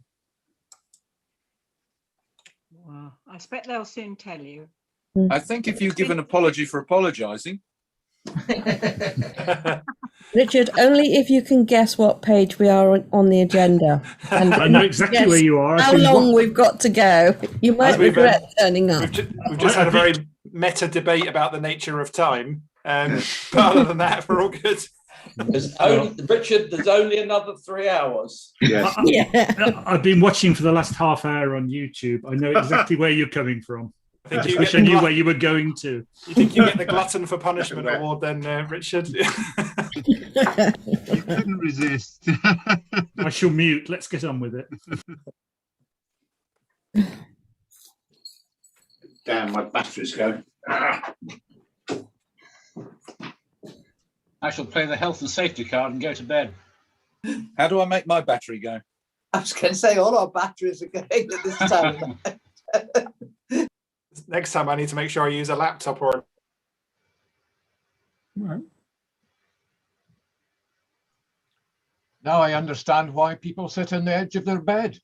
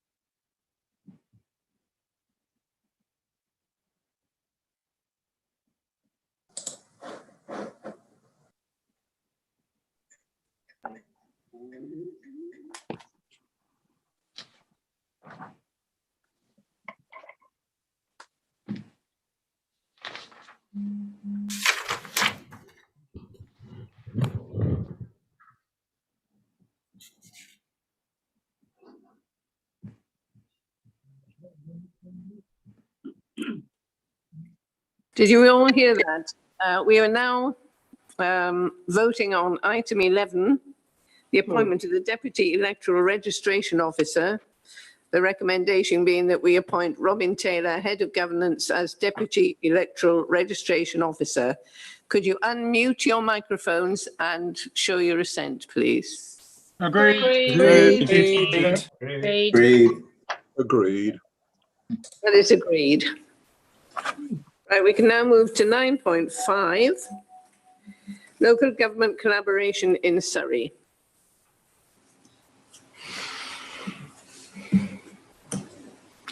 Leader, would you like to kick this one off, please? With delight, Madam Mayor, thank you very much.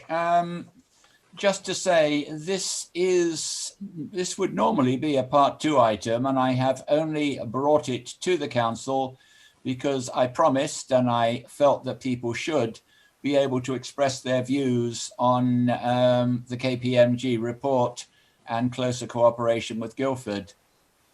This is an ideal item to be debating at this time because it is something that does not demand a council decision and is something we can actually walk away from at any time when we start expiring by the roadside.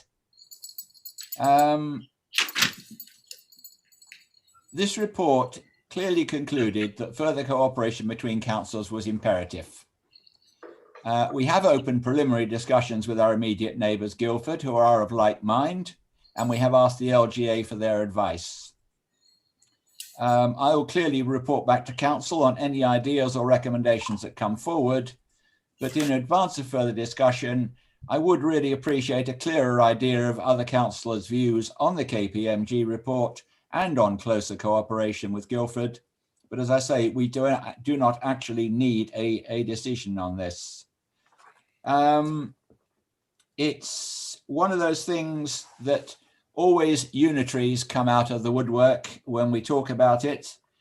And I just see the advantages of getting closer to Guildford as financial, better services, which I'm sure we can do together, and also the fact that the papers seem to have picked up on with a vengeance is that if and when, as I believe unitaries will appear again, if we are some way down the road in cooperating with each other, if a future unitary happens to come along and we are forced into it, we will at least form the nucleus of a unitary which will be attractive to other people and will be running the way we want it and not the way the government or 2 or 3 other parties want it.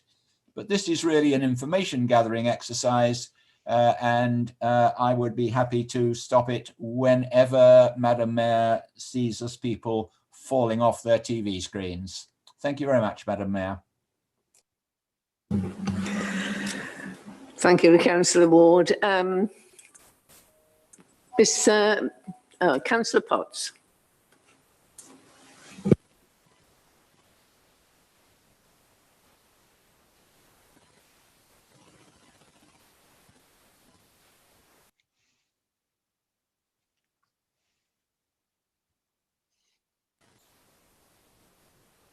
I haven't muted them all. All I have to do is ask all to unmute. Thank you, Madam Mayor. Sorry, it wouldn't allow me to unmute. I'll be brief on this, but I think it's a good idea to explore all options. Clearly, we are, for all sorts of reasons, going to need to look at efficiencies, which shouldn't come at a cost to democracy or to the service to our residents. That has to be of paramount importance. But I think when we look at our budget, where we are financially, and a number of the other constraints that we have, it is absolutely right and proper that we do look at this and we actually explore it in a proactive way so that we are, as it were, in charge of our own destiny. But, and this is my caveat here, I think we also need to remember that it has to be us working with Guildford, so we're working together. This isn't being done to anybody. And I think that is really important. I also believe, given the likely impacts, if this does proceed, or if some form of amalgamation, as it were, does proceed, that it's really vitally important that communication with councillors, both cabinet and backbenchers, and also with staff and our residents, is proactive and very open and transparent. I would just caution that we have tried to work with Guildford in the past, and we have had a couple of examples where that hasn't been particularly successful. So I think that we need to be mindful of that. I'm not saying we shouldn't do it. I'm not saying we shouldn't explore it, but I think we need to be sure that we are all working together, and that needs to be both, if you like, both sides, both Guildford and Waverley, both officers and councillors. It shouldn't be them and us. Thank you very much, Leader. Madam Chairman, sorry. Yeah. Thank you. Sorry, Madam Mayor. It's late. Yes, I know.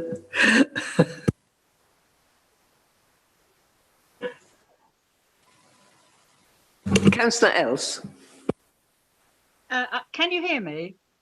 Yes. Good. Oh, thank you. Thank you very much, Madam Mayor. I had trouble unmuting as well. So every time we hear savings regarding service provision, we know that that must mean fewer staff. And I reiterate what Councillor Potts has just said. I would like to emphasise that we must have transparency, we must keep staff informed, because it's either going to be redundancies or it's going to be natural wastage, which will affect staff teams at a very high level. And so I want to emphasise that I really would like to see that paid a lot of attention to. The staff must be informed, and as must we councillors. But one other question: what happens if we do join in with Guildford on some services? What happens if we don't unify with Guildford when the unilateral arrangements come forward? What happens if Guildford is not in the mix with us? How do we get ourselves out of it? Have we thought about that? If we haven't, can we make sure we do, please? Thank you. Thank you, Councillor Earls. Councillor Goodridge. Thank you, Madam Mayor. I think whatever solution for unitary comes up in Surrey, we would be with Guildford and at least one other. I've been on the council long enough, nearly 26 years, to know that we were talking about unitaries about 20 years ago, and we agreed then there was a natural synergy with Guildford, and we just about became a unitary authority with Guildford until the government changed their mind and said a status quo could still happen. So we then abandoned the whole thing and went back to square one. I'm very happy that we should talk to Guildford. Councillor Potts has mentioned the pitfalls that have occurred when we've shared services, and I'm sure officers will be aware of where we turned out to be a slightly poor relation and didn't get the service that we wanted out of a certain department. But when it comes to the report, I feel very strongly that there is no synergy between Waverley and Woking. They are so different from us, but I would be happy with looking at the synergy with Mole Valley, which is the distinct alternative 3B, because I think there is a natural, and it's linked with the A25, and I much prefer to go down the A25 corridor than head towards London. So yes, let's talk to Guildford, but let's be careful about it. Thank you. Thank you, Councillor Goodridge. Councillor Follows. Thank you, Madam Mayor. Obviously, yeah, the financial situation, general political climate, host of other reasons make some form of discussions clearly very necessary. The flux in the situation, which as Councillor Goodridge has very definitely and correctly shown, is not new. And so we need to be proactive in what we're doing and be in charge of our own destiny. I completely agree with that point too. And actually, I also totally agree with you about Woking. I think we need to make sure that the centre of gravity is not towards Woking if we're talking about future cooperation beyond Guildford and Waverley. And I would also agree that Mole Valley would be a far more preferable option if we were looking at that sort of thing further down the line. I think at this point in time, we are more looking at the Guildford-Waverley dynamic, but I think certainly it's absolutely wise to be looking at the steps beyond that. And absolutely, yes, I agree, Mole Valley over Woking, if that ends up being a choice about future unitaries. And it's rare I would ever mention the word sovereignty in this sort of meeting, but I think the point Councillor Potts has made is absolutely the case. It needs to be a joint venture, it needs to be joint working from day one, so that no particular council feels like it's being taken over or dominated by the other. I think that's something that's extremely important. I think speaking for, I hope for many other members of the executive particularly, I think we're all mindful that there have been past attempts, and we would actually seek to take those on board and learn from them and not ignore them or write them off for any other particular political reason. I think there are reasons why those past times failed. There are some political elements to that, but there are some other reasons, and we just need to take those on board, learn from them, and try and make this work, because ultimately, really, we don't have a lot of choice. We've got to make this work. So back to the very last point, I agree with Councillor Else here as well. Certainly in my position as Commons portfolio holder, as one of my hats, I absolutely agree. Communication is key, not just externally to our residents, but it is absolutely key internally to our councillors and also to our staff, as it will be key at Guildford and for their staff.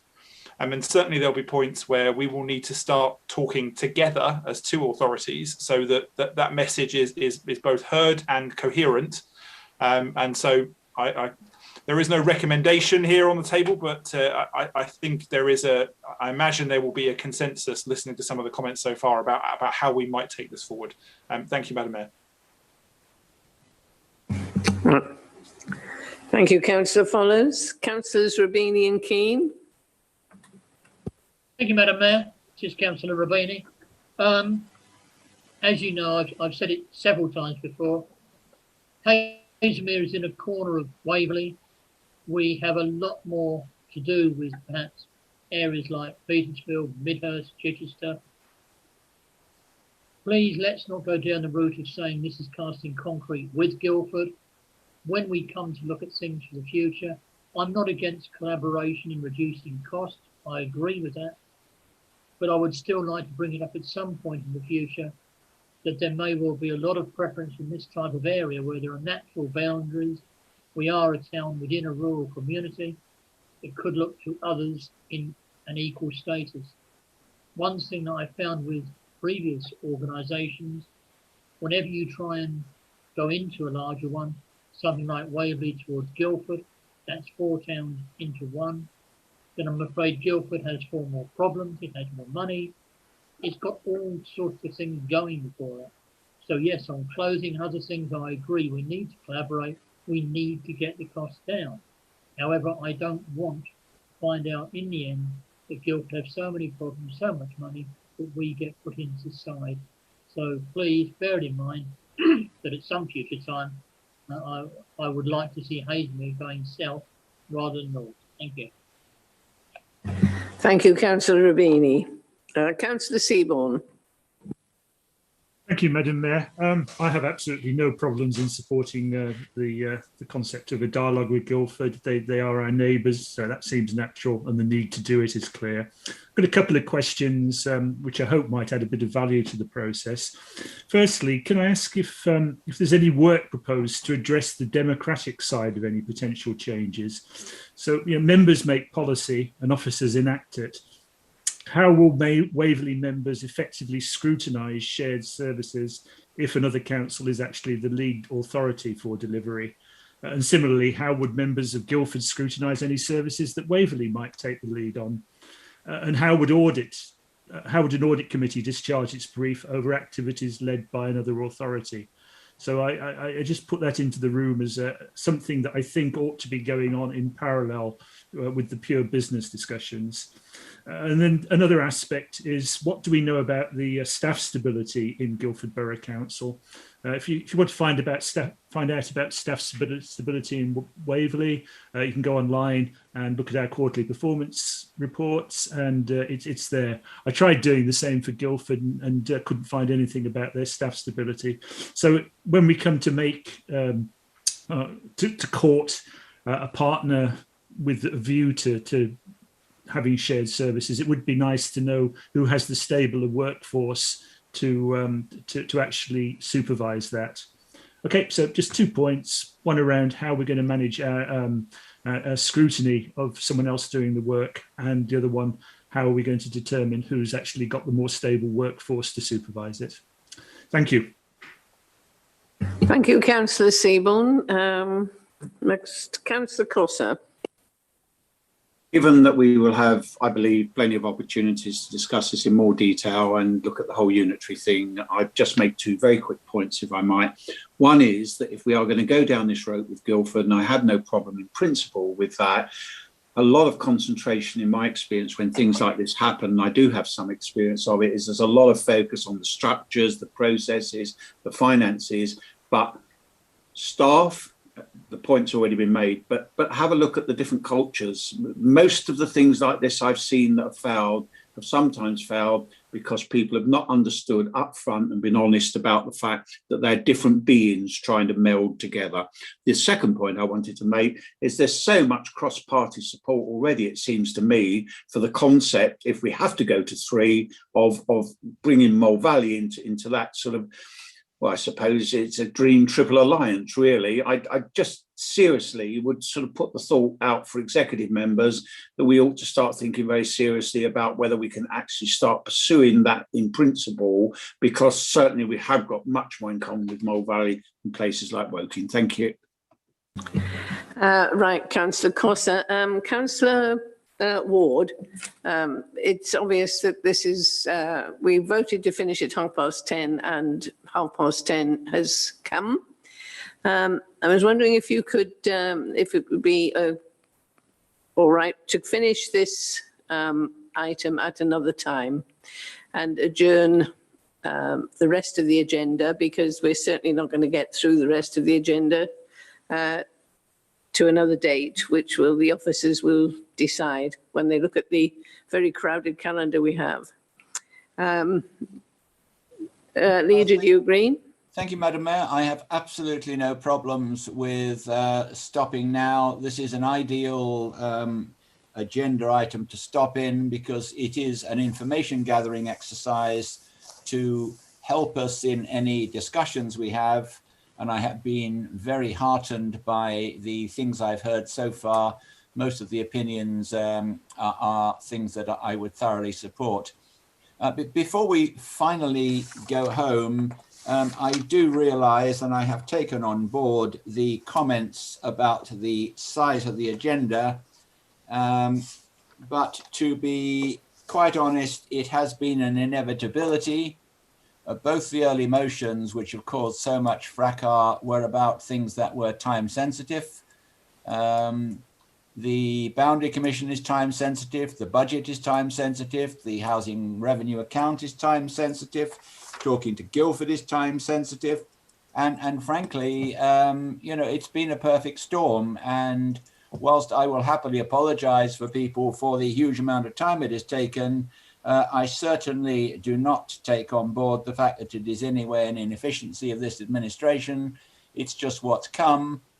And a couple of councillors have mentioned that the amount of things that people wish to say and the length at which they wish to speak is something we could perhaps all look a bit of soul searching at, because a number of people have spent their 4 minutes time repeating what other people have said. So I think cutting down on meetings is in our own court. And whilst I say I'm sorry we've been so long, all these things were time sensitive, and I'm sure we could have dealt with them more easily if we'd all just spoken perhaps a little less. Thank you, Madam Mayor.